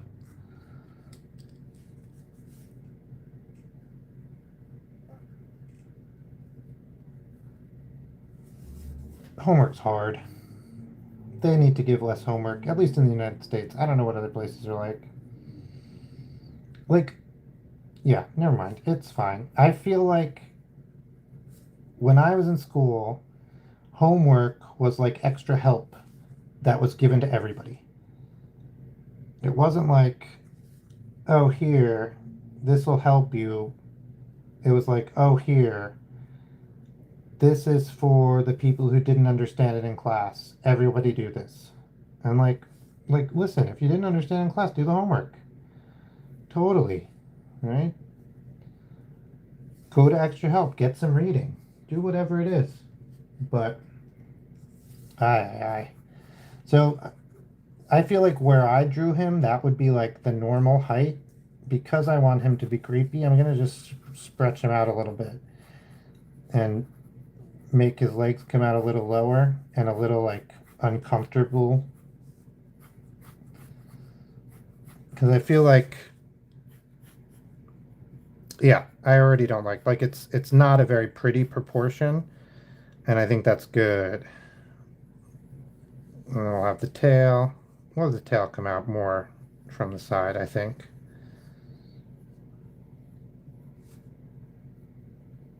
Oh, running out. Okay.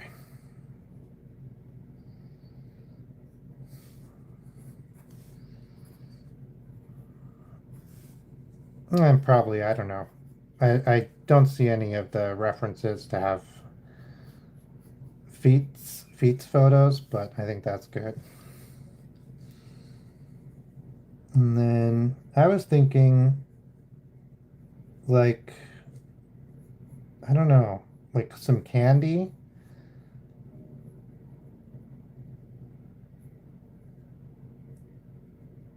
I was thinking like, those like Uncle Sam wants you, and it's like point like, whoa. Uh, I was thinking that, but it's like candy, and it's like, you want some candy? And it's like this creepy freaking cartoon cat, and you're like, no, nobody should want candy from you.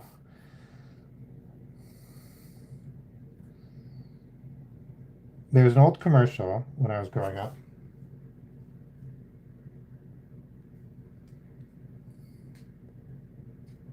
Ah, that's great.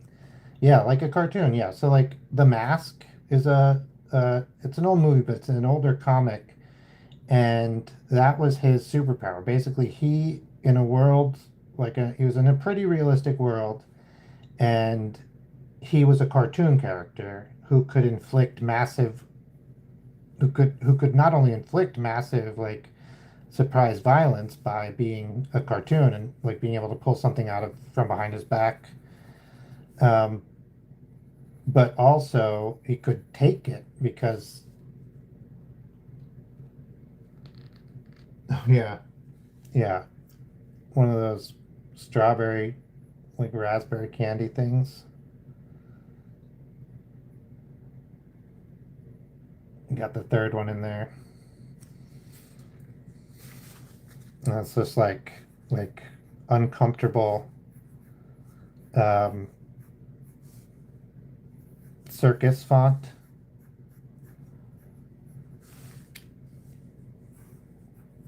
Ah, something like that. Maybe candy is so big that you can still read it behind him. I think that almost works. Yeah. In real life, we would just move him up and draw underneath.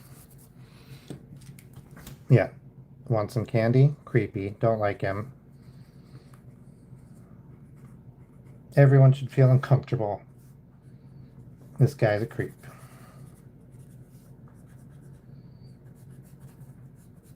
Gosh, what is that horror? There's like a, oh no, I don't want it. It's too creepy. It would scare myself.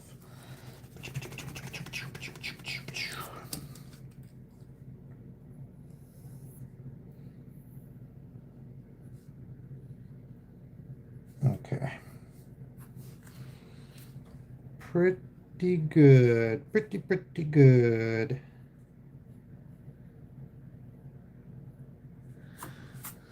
I don't really want to color him so all black, so I think I'll leave him uncolored. You know what we can do is well, let's finish cleaning him up a little bit, and we can do some black and white color on just the candies. I think that'll be good. We'll do one light gray, one dark gray.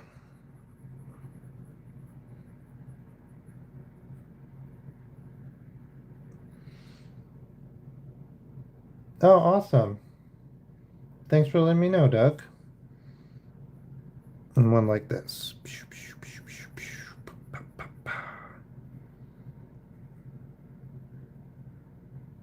All right. Yeah, this guy's creepy. I do not like him. Yeah, so there was one of those like commercials. Right, back in the day, everyone was afraid of like children getting scooped up in white vans. And I don't know why white vans specifically. What about other colored vans? Oh, are white vans work vans? Yeah, I love drawing this guy because you could make all the mistakes you wanted and it just like added to it. I was like making mistakes on purpose. Oh, I don't like it. Hi, Luli. Luli, good name. Never heard of that before. Oh, wow, that's great. Cool. Yeah, this is the most I think YouTube has been showing me to more people, which is really nice of them. And I think more people are subscribing, which is really nice of them. And so this is the most subscribing I've gotten ever. Oh, yeah, that's even better. All right, what should I keep wanting to, every time I like think I'm done, I want to clean him up just a little bit more. I'm going to make him perfect and then he's going to come to life. Just like, whoop. Yeah, Luli, cool name. All right. Gosh, now I don't know what to draw. Let's do I was talking about different bags and how you can make cartoon characters out of different bags. Let's do a bowling bag and make a car. So we put a bowling ball inside, right? And then bowling bags are like flat. So let's put a flat part here and we'll have it go back and we'll do a flat part here. So then it would come up like this. Yeah, it has like these kinds of sides. Okay, and then maybe it would come together a little bit at the top here.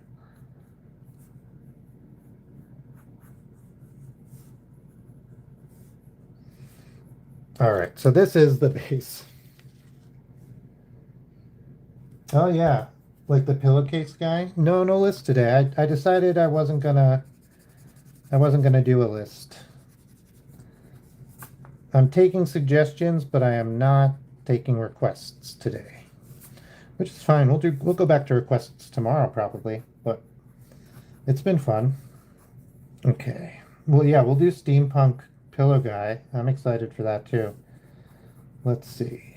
So I guess if we're gonna stick to the idea, which I think we should, we'll put the head. The head would be like here, and then, gosh, because it's so maybe this is the front. Yeah, I think that would have to be the front. So then the legs will come from these big flat sides. We'll attach the legs there. And then the arms are just going to come out of like where the zipper would end. So like the zipper would be here and here, and that's where the arms will come out of. He's mad about something already. God, you've only existed for like 0.3 seconds.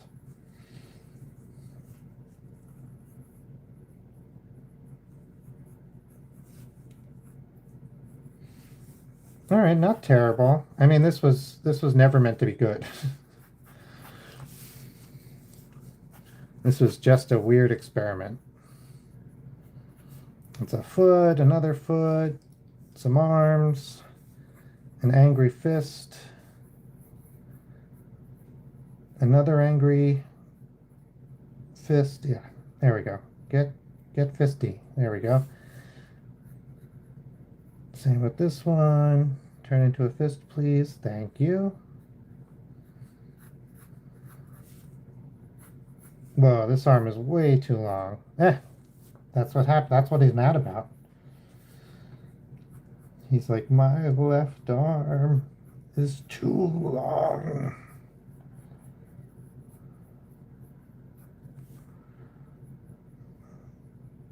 Okay. Have some eyes. Have an open mouth. Nope. Don't be happy. Be angry.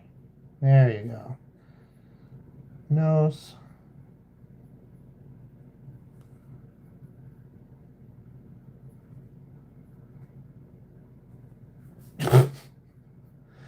Sometimes I draw a face and it's not meant to be serious. It's meant to be doofy, but like it just makes me laugh.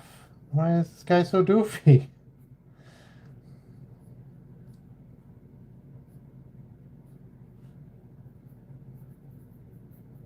All right. Oh, I don't know who DJ Tanner's pillow is. This guy is, he doesn't have, the funny thing is, he doesn't have internal organs. It's just a bowling ball. All right, let's bring them together how we would actually cartoonify him. Okay, I could see myself drawing people like this for something. I don't know what, but something. Weird facial hair, you got it. I think the weirdest facial hair you can have is full beard and mustache.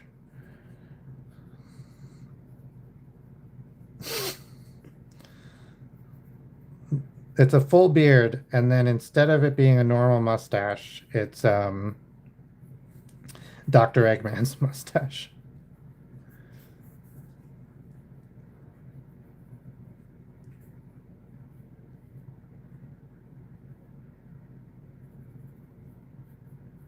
There we go. Solid, solid guy.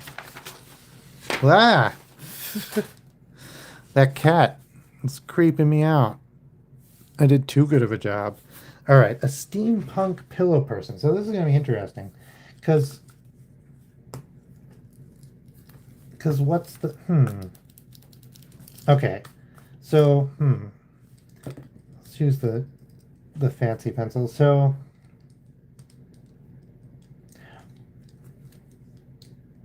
we want him to be doing a thing, probably, because that's what makes drawing the pillow people interesting, is they are like engaged in some activity, and then you're like, oh, I have to draw a pillowcase doing this friggin' thing I just decided it's doing. So, okay. So then one leg would be here. Should he be, I think he's going to be like turning something or twisting something, like a big lever, and it can be in like a big gear, and then that's the steampunkiness of it. Hang on, I like the idea of him belabored. Okay, I can Google pillow person. I do have Google open. It blocks. How am I on eBay? What the heck? Doesn't matter, doesn't matter. Pillow person. Oh my God, I remember these people.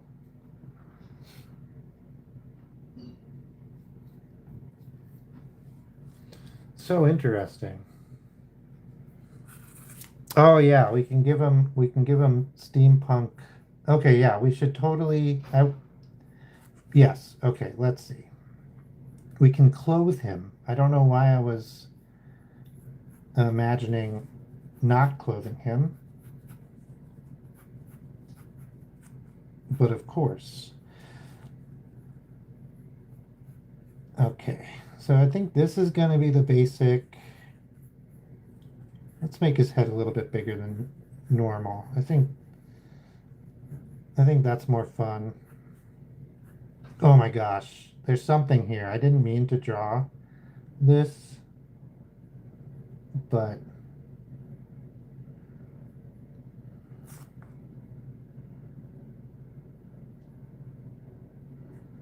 there's like a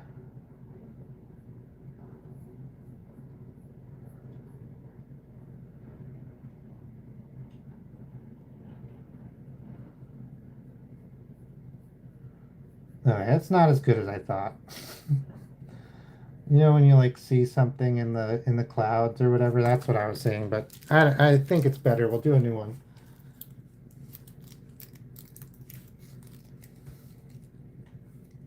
The steampunk people are always saying they work so hard, but they don't do anything. Uh, yeah, but also steam. You forgot they have steam engines.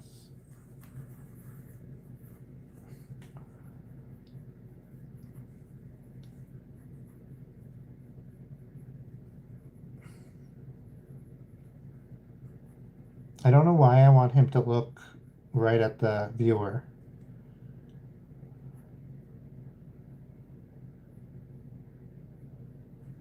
Okay. We'll give him some glasses, because steampunk.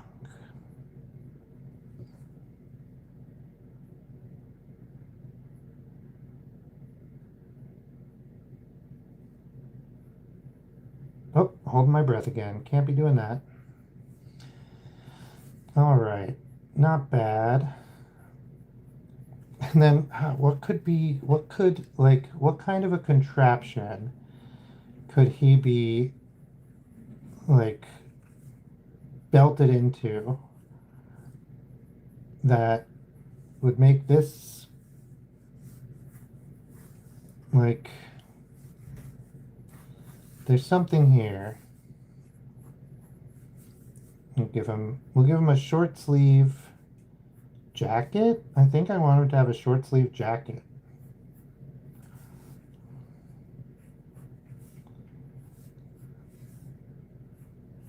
Okay, short sleeve jacket established.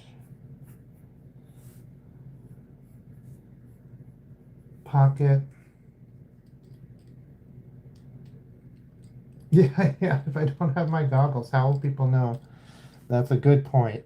They won't. You better get those goggles on. It symbolizes that he's been hardworking, right? Because you don't need goggles for no reason. It must be for work. And then everybody knows you're a good hard worker. And then I think tunic, like steampunk in its original form is like an alternate timeline where Victorian England and the steam engine uh, becomes the prevalent technology instead of like computers and um, electricity, right? So I think that's very interesting. I think there's a lot to be done in that universe. I think there's a lot of really complicated devices that can be made just from steam and running water. Like uh, in some Roman, maybe Greek, in some cities, in some Roman cities, maybe Greek, um, there were these clocks, and they basically took water from the river and used an Archimedes screw, which can raise water up with only using the flow of the water. They raised the water up so it flowed into these bowls. And then by controlling the flow of the water, they knew they could get a steady rate. And then that could be used to calculate time and like uniform hours. So instead of relying on a sundial, they would rely on these clocks, these water clocks that like would turn gears and ring bells and tell you different dates and very complicated clocks like we would think of a clock today, except instead of running on a pendulum or running on electricity and a cesium atom, they were running on the constant flow of water.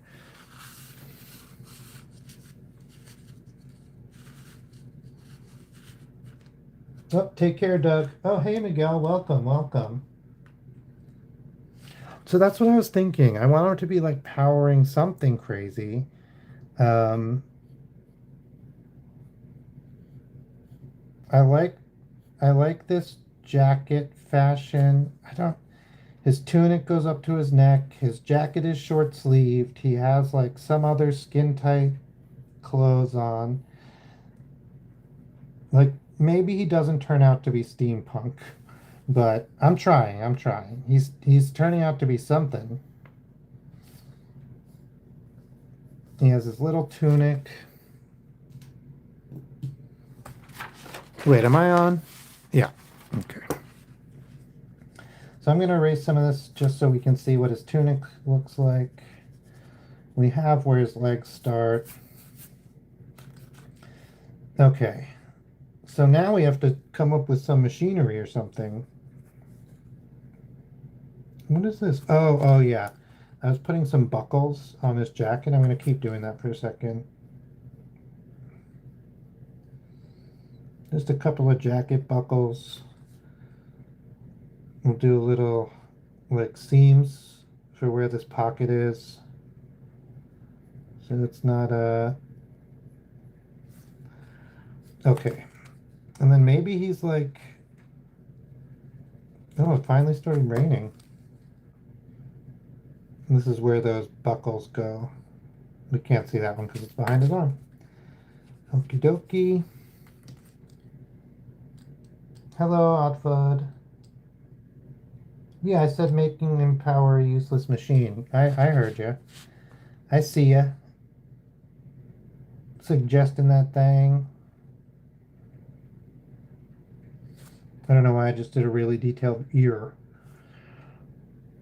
Yeah, so originally I was going to have him be... Well, so where are his legs? These are his knees, essentially. Yeah, so...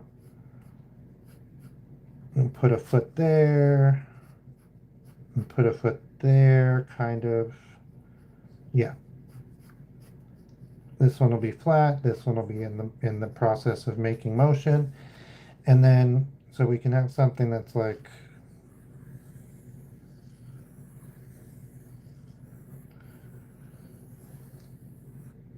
Something like that. Where's my compass? Oh, is this thing on?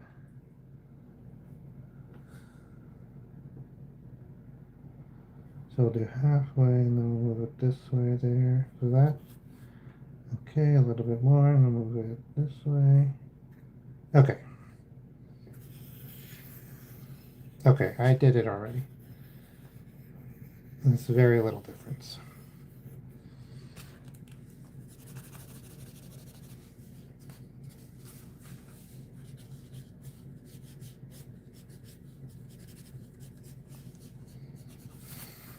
Hmm? Oh, I lost this. I lost the center. I didn't mark it hard enough. Oh, I found it. That's pretty good. It's not exactly exact, but it's close. Oh no.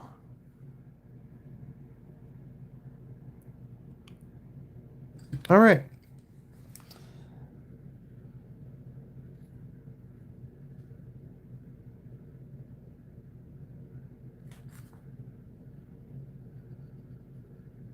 I don't know what this guy's doing. Let me.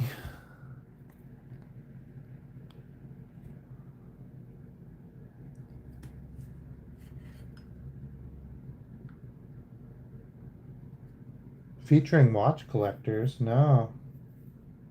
Like people who collect watches. That's pretty neat.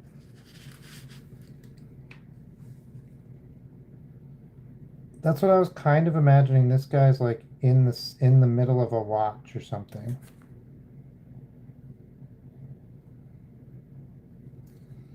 And that's like the steampunk of it all. I know I know steampunk is often like a lot of other fashion and stuff going on. And I didn't really do any of that here. But I mean, his clothes are very weird. But they're not exactly steampunky.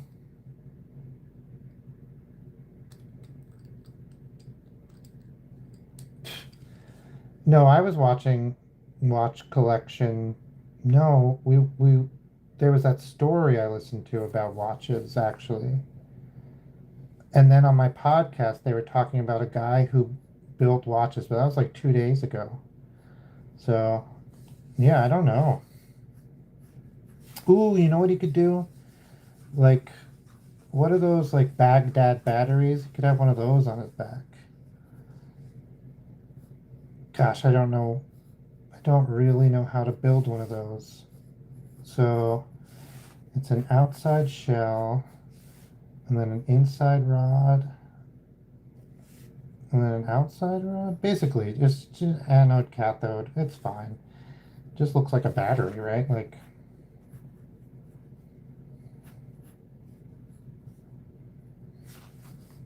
and then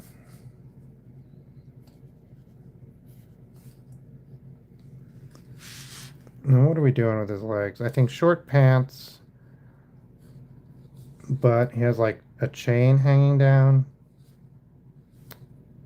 Hmm.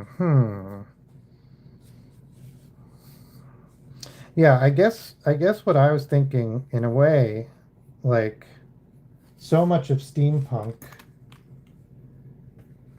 is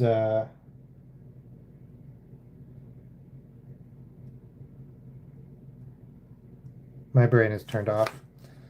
All right. I think we'll call it a day. Okay, what I'm trying to say, I guess, is like when we think of steampunk, I think we're thinking of the top 1%.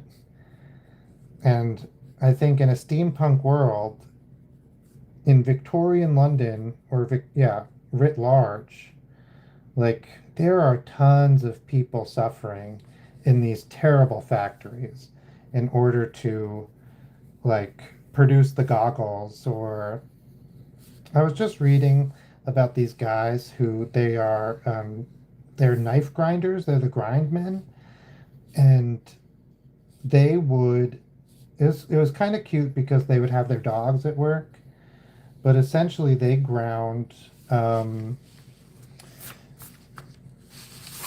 you'd have these grinding wheels, right? These big grinding wheels.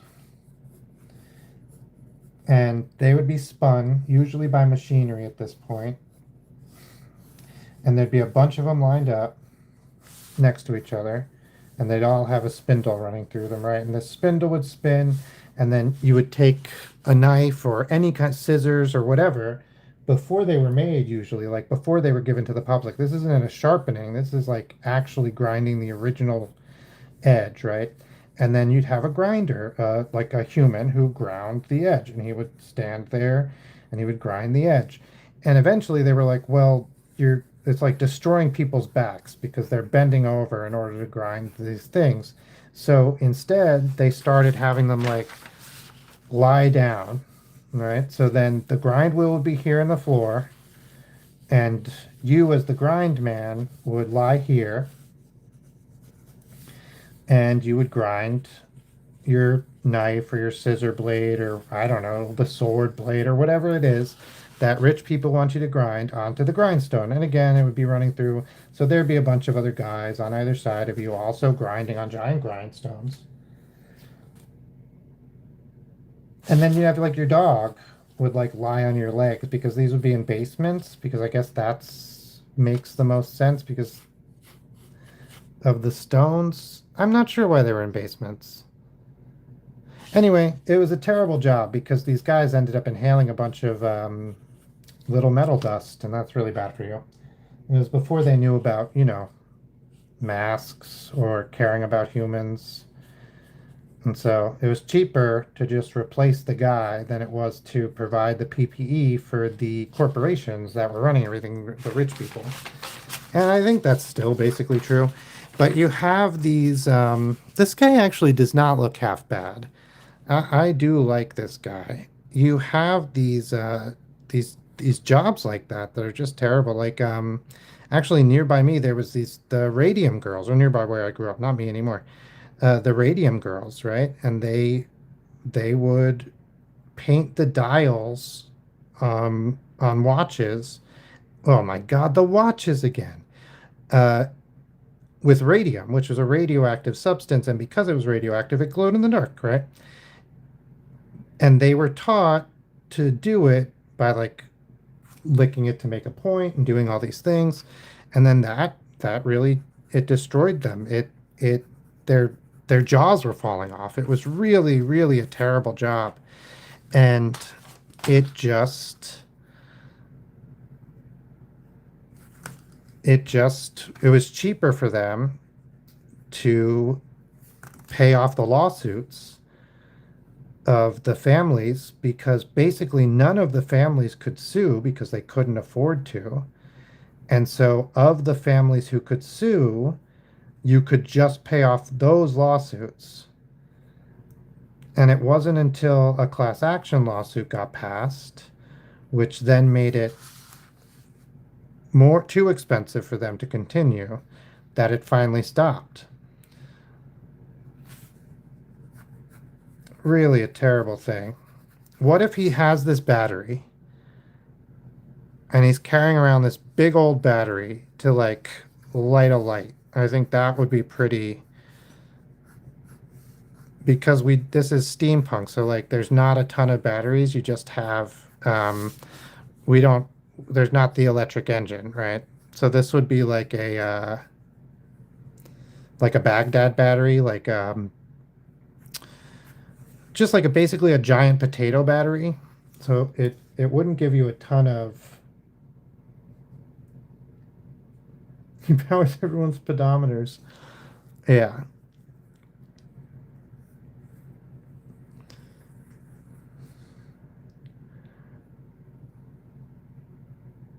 It wouldn't give a ton of light, but that's all right.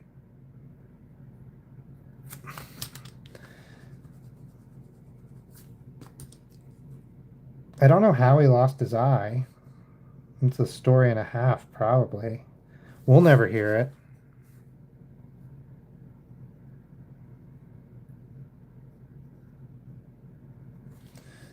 Oh, hey, Kachan Kudos. Fishing accident? Yeah. He caught his eye in a fishing rod. There we go. And basically it's just held up by the wire and a nail.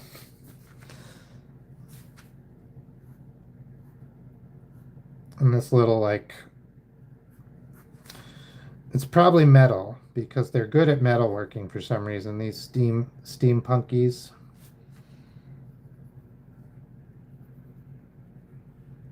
It's a steel band. Yeah, and then what he's just pushing this giant wheel. I guess it's going to be a gear somehow, but Oh, that's okay.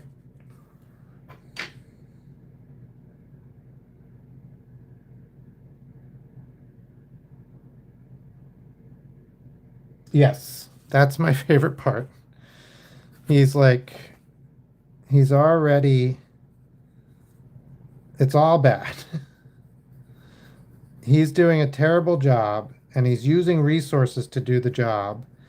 And then it's like for the convenience of something that's not even actually that useful or convenient.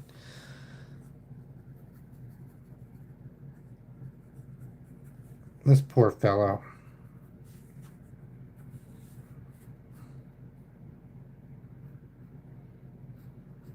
I'm gonna turn the, there we go.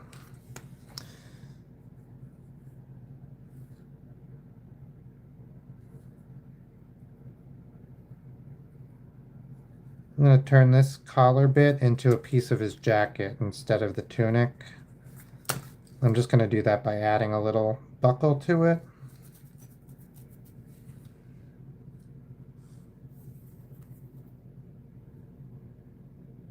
Yeah, this poor fellow. And then like, I don't know, I guess he's just spinning this. Oh, maybe he's like, maybe he's like grinding flour or something. Like something totally mechanical that they could do with steam engines, but all their steam engines are like being used for something else. And he's just walking next to this giant stone wheel. And he's literally pushing it one way and back the other. I'm not sure. I'm not sure. There's something going on. No, I guess what it would be is this would stay in place. And instead of it being a stone wheel, it would be a pulley. And there'd be some giant chain going off into the distance. And he doesn't even know what he's powering. There'd be a big gear here we can't see because it's behind him.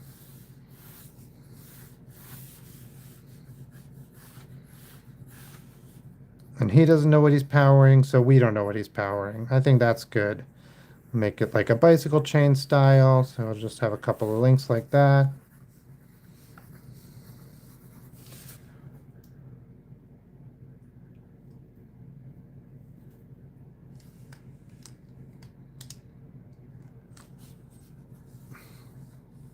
He's got his goggles. Oh, I know. So usually they're always like wearing their goggles on their head, but what if he's wearing his goggles like around his neck? Like I'm sure people wear their goggles around their neck because I know swimmers do sometimes. So that's like a totally normal thing, but let's have him do it. It's fine that it's normal. Let's have this guy do it. All right. Yeah, I think his feet are too small. I don't hate him, but I don't really think I hit the prompt. But I'm also okay with that.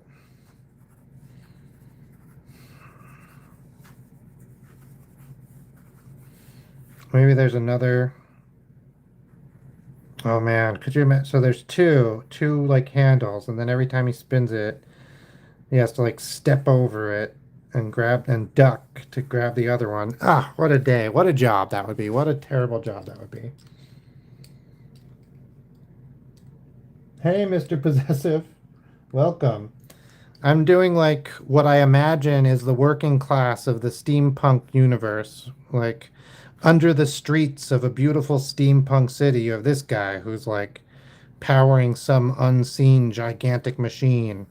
And you know how we think about steampunk and it's all like people living in fancy houses with like flying machines powered by steam and all that jazz. Well, I was thinking like what about that can't be everybody, right? Like what about all the working people? And like I think also he's not really even doing anything useful. But I'm leaving that part up to the imagination. Like who knows what he's doing? I think that's more interesting to have it be an unknown, an unknown unknown. So we drew him today. We drew this guy. I don't remember why. We drew Cartoon Cat by Trevor Henderson. This is this version. We did a version of I can't remember his name. Strumpet. Spamton. We did a version of Spamton. We did Cookie Puff Cream Pastry Girl. I do not remember her name either. And then we did one of the regular viewers was birthday today. Is there any more? Oh yeah, we also did this glove where we turned it into like a kid's version of a turkey, but it's a blown up glove. Oh, thank you so much, Mr. Possessive. Yeah, go for it. K Chun John. And then we also did this birthday was a birthday present for a birthday drawing. This is Hoops and Yo-Yo. They're lighting a birthday cake, and it says "Happy Birthday" and then the person's name. All right, that's not bad drawings today. Not bad. And then I was just drawing this poor soul who's working forever in the undergrounds of. Oh yeah, I love doing birthday drawings. I genuinely do. I think it's so nice. Yeah, it's not. It's so nice. Like I try to do birthday drawings for my friends too. I think that's really nice to get like an actual illustration for your birthday, and when it's my friends, I can like send them the actual drawing. So that's really fun because I can try to make it really fancy. Yeah, so I don't know what I was doing with this guy. I was just thinking like somebody said steampunk and then this is what started coming out and I was like and then I was getting classist and I was talking about how yeah, I do sell my work, but I haven't been I do sell my work. I usually do it at craft fairs and that kind of thing. I'm I should put it up online. Like on an Etsy or something like that. But as of right now I sell it at craft fairs, and I do big prints or I do commissions.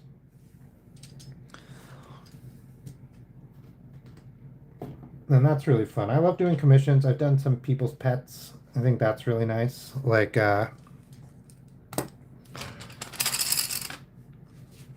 to be able to do like commemorate somebody's pet who's passed. I think that's a really nice thing.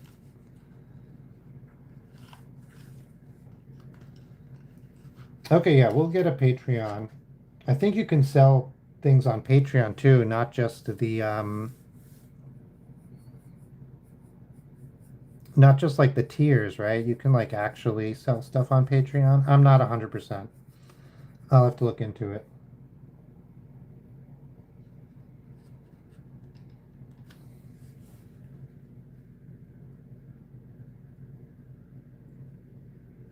Oh, that's great.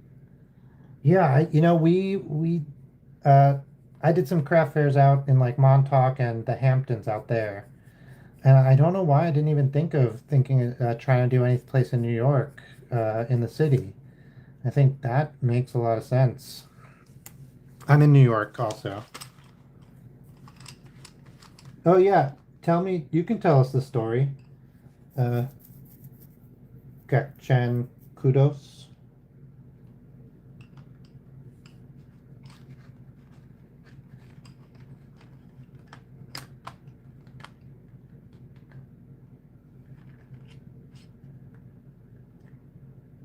Yeah, Mr. Possessor. We have another craft fair out there. My wife makes junk journals, and then I sell illustrations and greeting cards.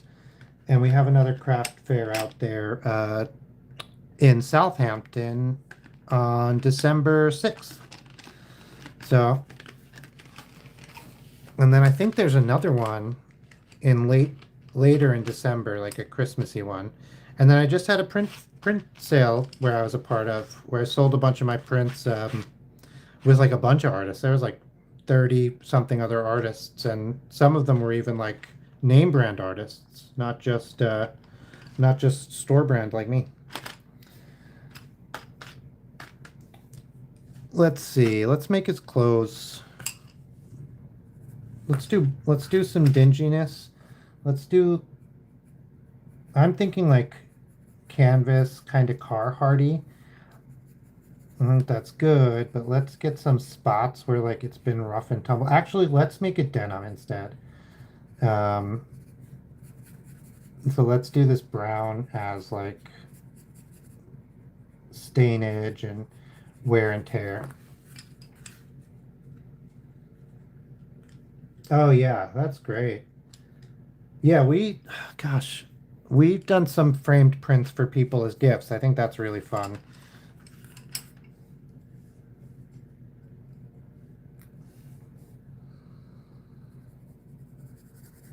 Yeah, I guess I should tell people about the craft fairs that we do um, in the Discord and stuff, or even on the YouTube as a community post.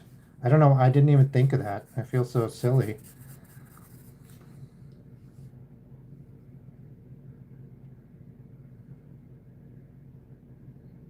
Oh, that's great.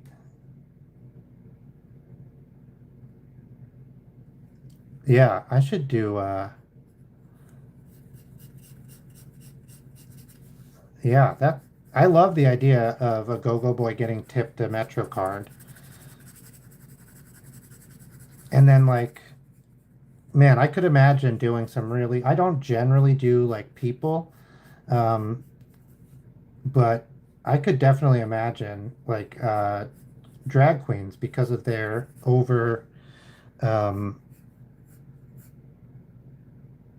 their performative like makeup and stuff.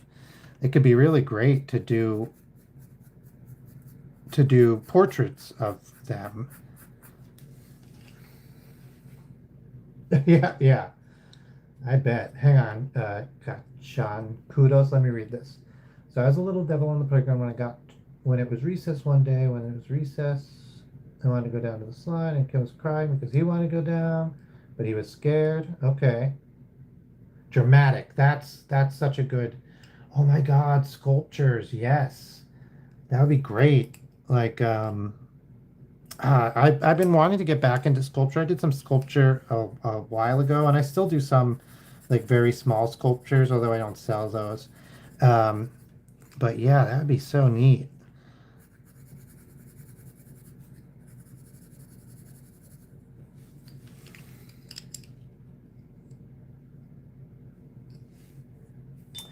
I think you told this story, Kachan Kudos. I think you said you pushed them down the slide and then you got in trouble. Am I making this up? I thought you told this story already.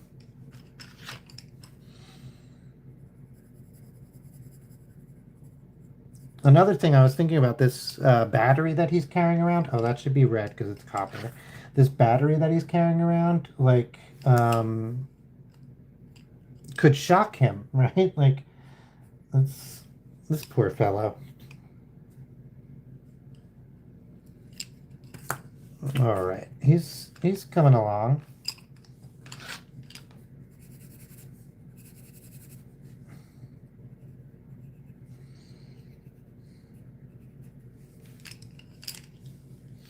I guess I should do his face.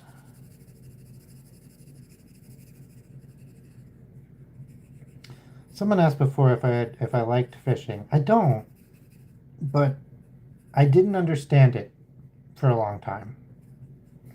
To me, it just felt like standing around doing nothing when you could be doing literally anything else, and that really was hard for me.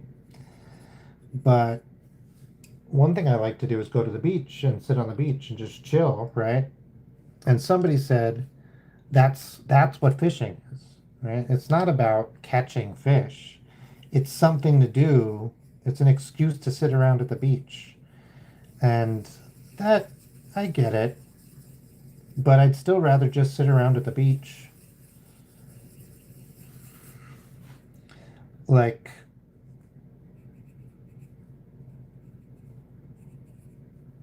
I have some friends and they only go out on the water when they are going fishing. Aw, that's sad at the bottom. Yeah, I love the beach. for sure. And like they had a boat, and I was like, go out on the water just for fun. Why are you only going on the water for fishing? Like, it's fine, fish, right? I'm not saying don't fish. If that's what you enjoy, I get it. Well, I don't get it, but I understand. Like, I'm not trying to yuck anyone's yum. Enjoy fishing. I like that people like things. I especially like that people like things that I don't like, because then also I like things that they don't like, and then they're not there while I'm trying to do my things. They're doing something else. So that's good. I've never been to Fire Island. Um,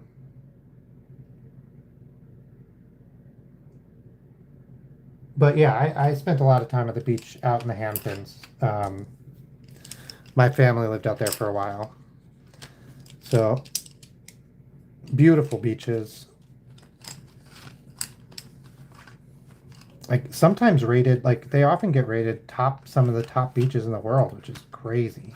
But I've not been to very many other beaches, so I don't know.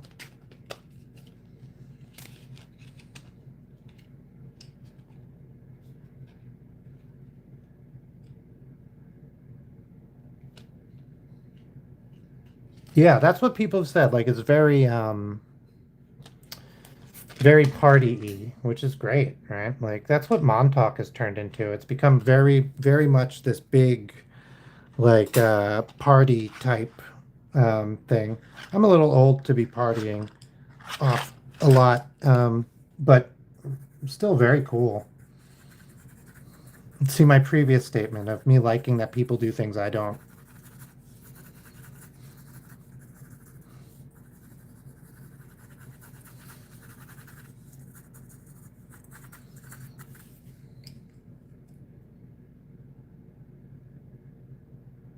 Yeah, I've not lived in Florida. My grandma lived in Florida for a little while. No, she still lives there, and I visited. I'm not a huge fan.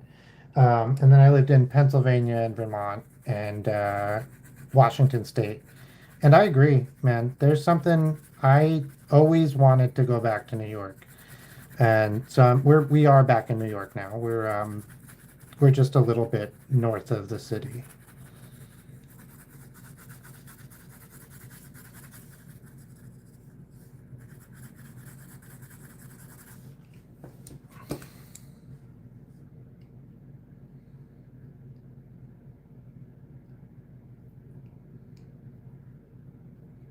Yeah,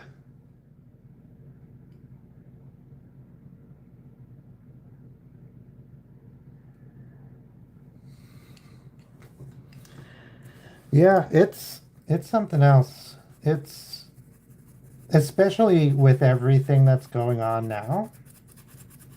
Let's, I don't want to be specific, but I think we get each other. Um, it feels safer to be in New York uh, than other places.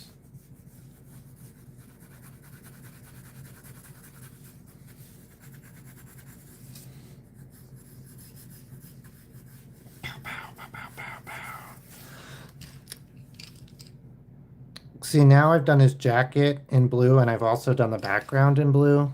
That's all right. You can't win them all. All right, I'm gonna do a little inking on this guy.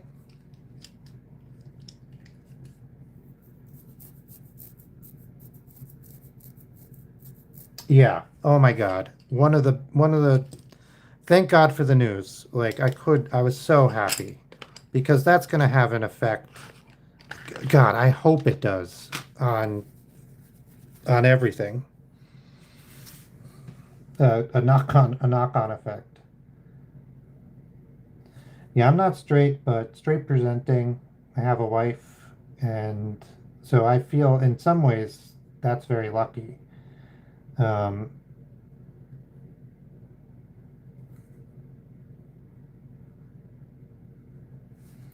but it could have ended up a different way.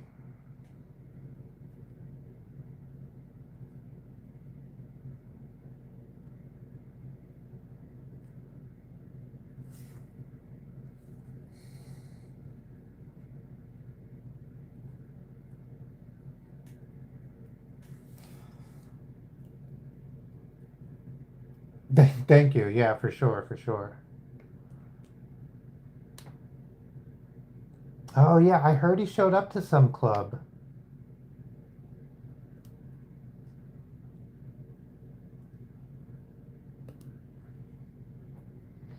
My soul and sole purpose in life. I think this is an easy one. It is to love everybody. It's one of the harder jobs. It's one of the harder things I try to do in my life. Um, because some people are hard to love.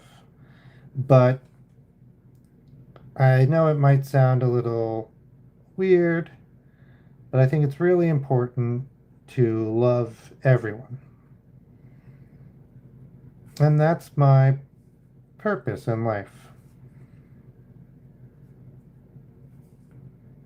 Not like everybody, not support everybody, not agree with everybody, but to love everybody.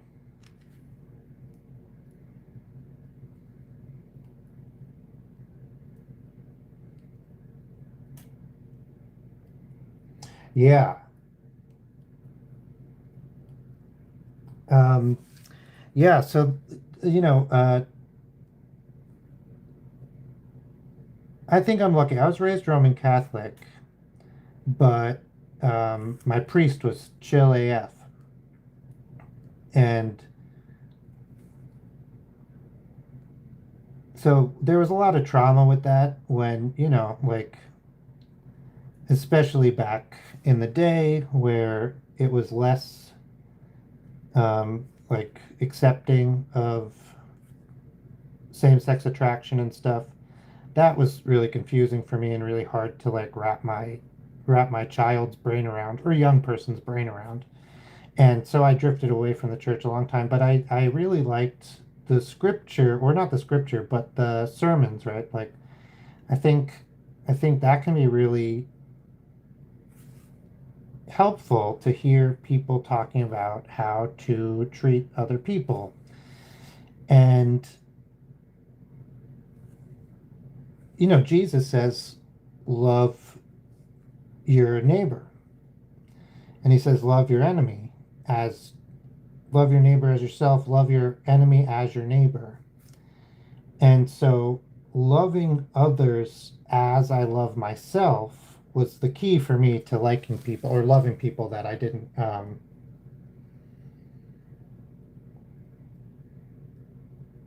Oh, that's great. Yeah, I'm Irish American, but very similar. Like, and then, I grew up on Long Island, so I'd say 90% of my friends were Italian American.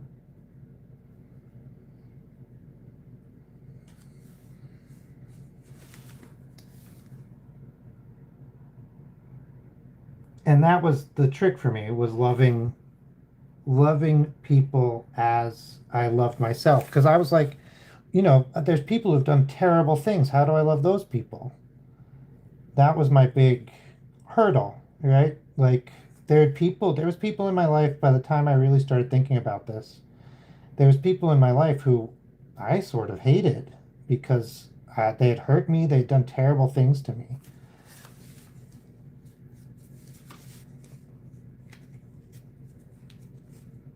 100 divided by 20. No, no. And but loving them as I love myself, I realized I've done terrible things, right? I've done things that only I know are terrible, right? Like, and I can still love myself. And I don't love myself. I don't love those things that I did.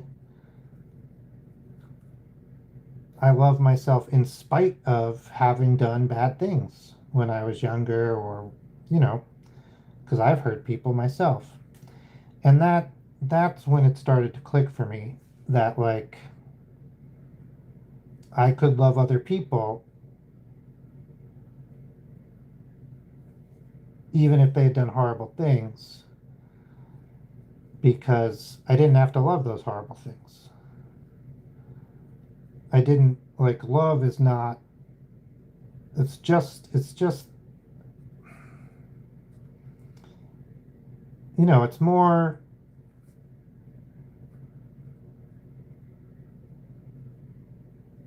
hmm, this guy's turning out pretty good actually. Oh yeah. Yeah, exactly. Express kindness. Yes. Yes. I'm it hurts you more than to it hurts you more to hold on to that hate than it does to just decide to love them. 100%. And it can hurt you more just to hold on to, well, I think you're right. I think indifference is, there's something there. Like it's not, it's no bueno. And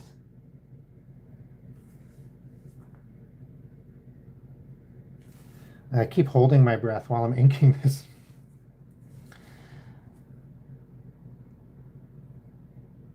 Yeah, I see people all the time who like hold good values more or less, who want good things, and then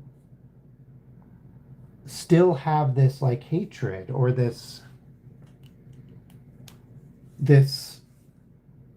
yeah, indifference to suffering.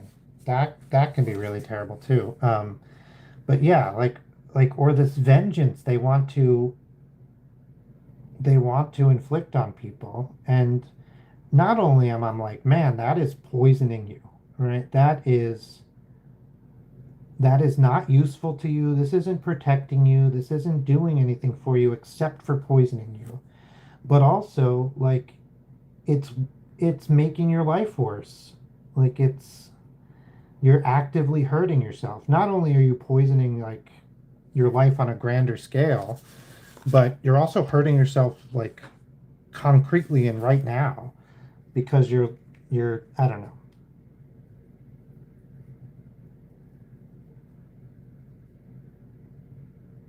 Okay. Now I have to make sure I only draw the the part where it is okay. The wire where it is actually out like in front because I just drew it on both sides and I thought when I ink it I'll make sure to only get the side that matters. I have to just make sure to do that. Okay. All right, I think I got it.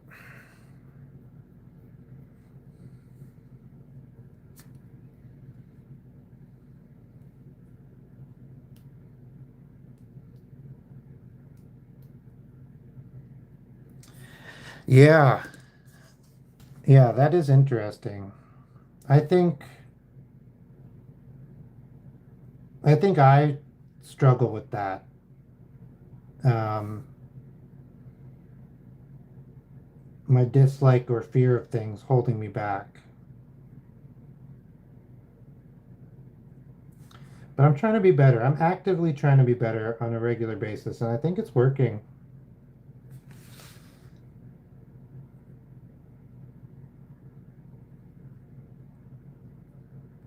I don't know why I decided to ink this guy. I thought like he just needed some love. He wasn't a bad drawing, but I didn't like it. And I thought maybe if I ink it, it'll show up a little bit better. Oh yeah. Like this is great. Am I missing anything? I don't think though. Maybe like right in here.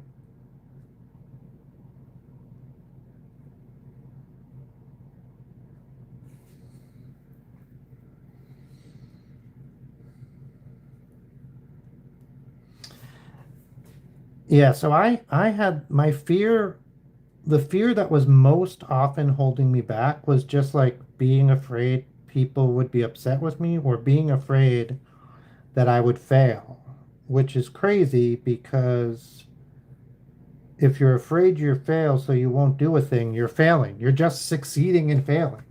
But that was constantly holding me back. I was constantly having I think my biggest fear,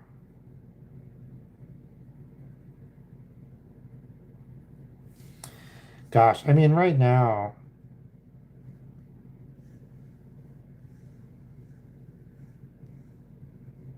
my fear is pretty existential and abstract. Like,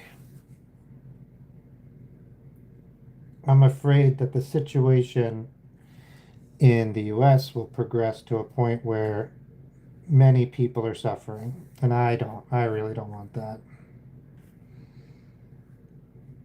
I think usually that's not a fear I have, and I can have other bigger fears. But I think right now,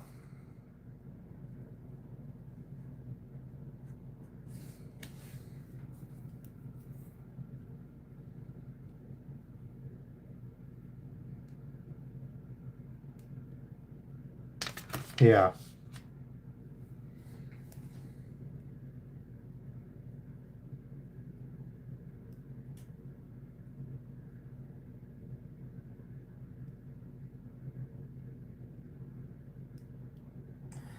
yeah, yeah, I'm with you, mister.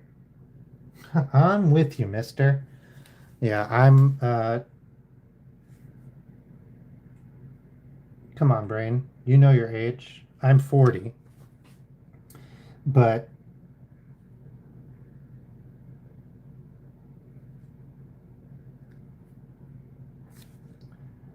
yeah, I think, like you said, not being able to live the life, uh, not even necessarily that I want, but not being able to live a life that I find fulfilling, I think is really terrifying. Um, but I think it could get like it could be even worse with everything going on. I'm just really worried about other people.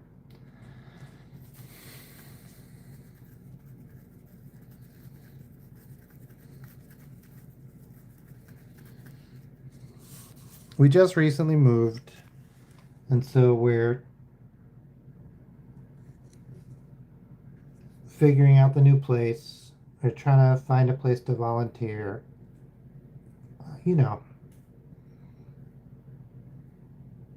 we got some craft fairs coming up, so that'll be good. It's good to meet other people who, are just chill.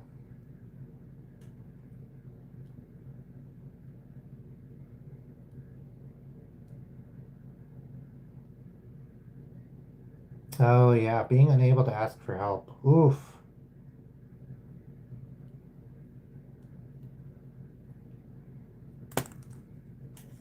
Yes. Yeah, the blue wave, thank fucking God. Although then, Schumer, Jesus Christ, I can't even. I'm so mad. Um, but hopefully it means the end of uh, his centrist hold on the Senate.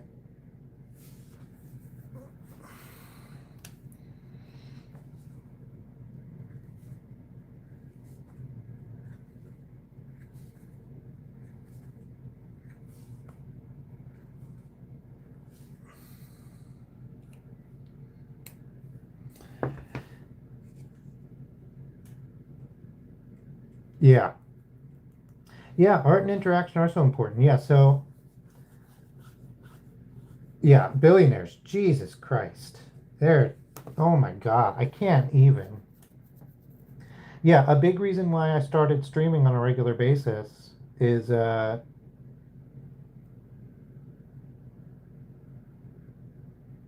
get some interaction.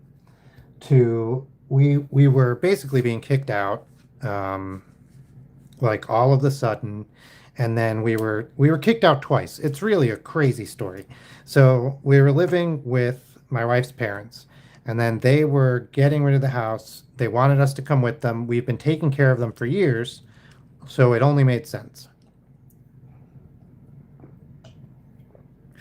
Then we were not by her parents, but we were informed that we were no longer welcome to move in with them through some friggin' family policy. I don't even, it's so stupid. So we didn't, right? We didn't have a choice. That's fine. If we're no longer welcome, we're no longer welcome. They threatened us with the police, and it was terrible. So we had to move someplace else. But we had already like been preparing for months to move in with their parents, and like looking for work and all sorts of stuff. So then to have that be like ripped out from under us, oh my God. It was terrible. So I started streaming. I started doing, like, I had done a couple of streams and stuff before, but then I just started doing these art streams like pretty regularly, and it's been really great. Yeah, so turns out it's still us. We just have to drive now to go find them, and I mean to go to them and take care of them, because that was the whole thing. The person who decided we couldn't live there um, kept saying we were just freeloading and we weren't doing anything, and that we were like, well, we are. We're taking care of them, and he kept being like, I'll take care of them, but turns out he's not.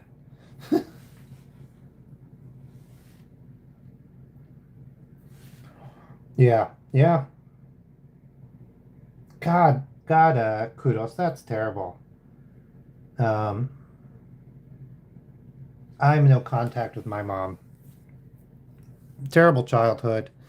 Nothing, nothing. No, really bad actually. I always undersell it.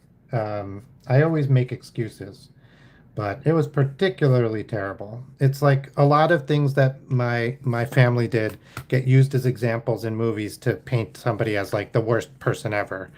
And then I go, "Oh, is that actually that bad? That's crazy." Yes. Jesus. I like this person. I think they turned out all right. This is the working class person in a steampunk society. This is their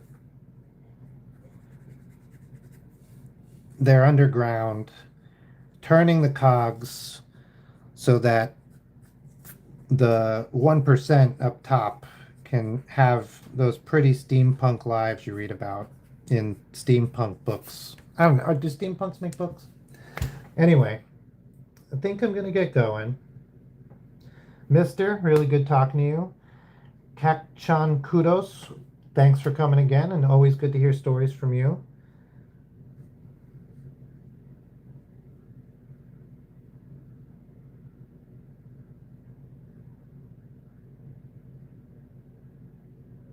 Yeah.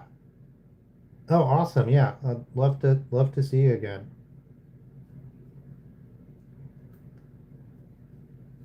Yeah. Yeah, it's good to have people who accept you. I think I'm very lucky that I had my father who was very accepting, even though he wasn't in the picture a lot, and my grandmother who was very accepting in a way that she was like maybe not actively accepting, but very accepting nonetheless. She was never, so that was good. All right, I'm out. Thanks, guys. What should we end on?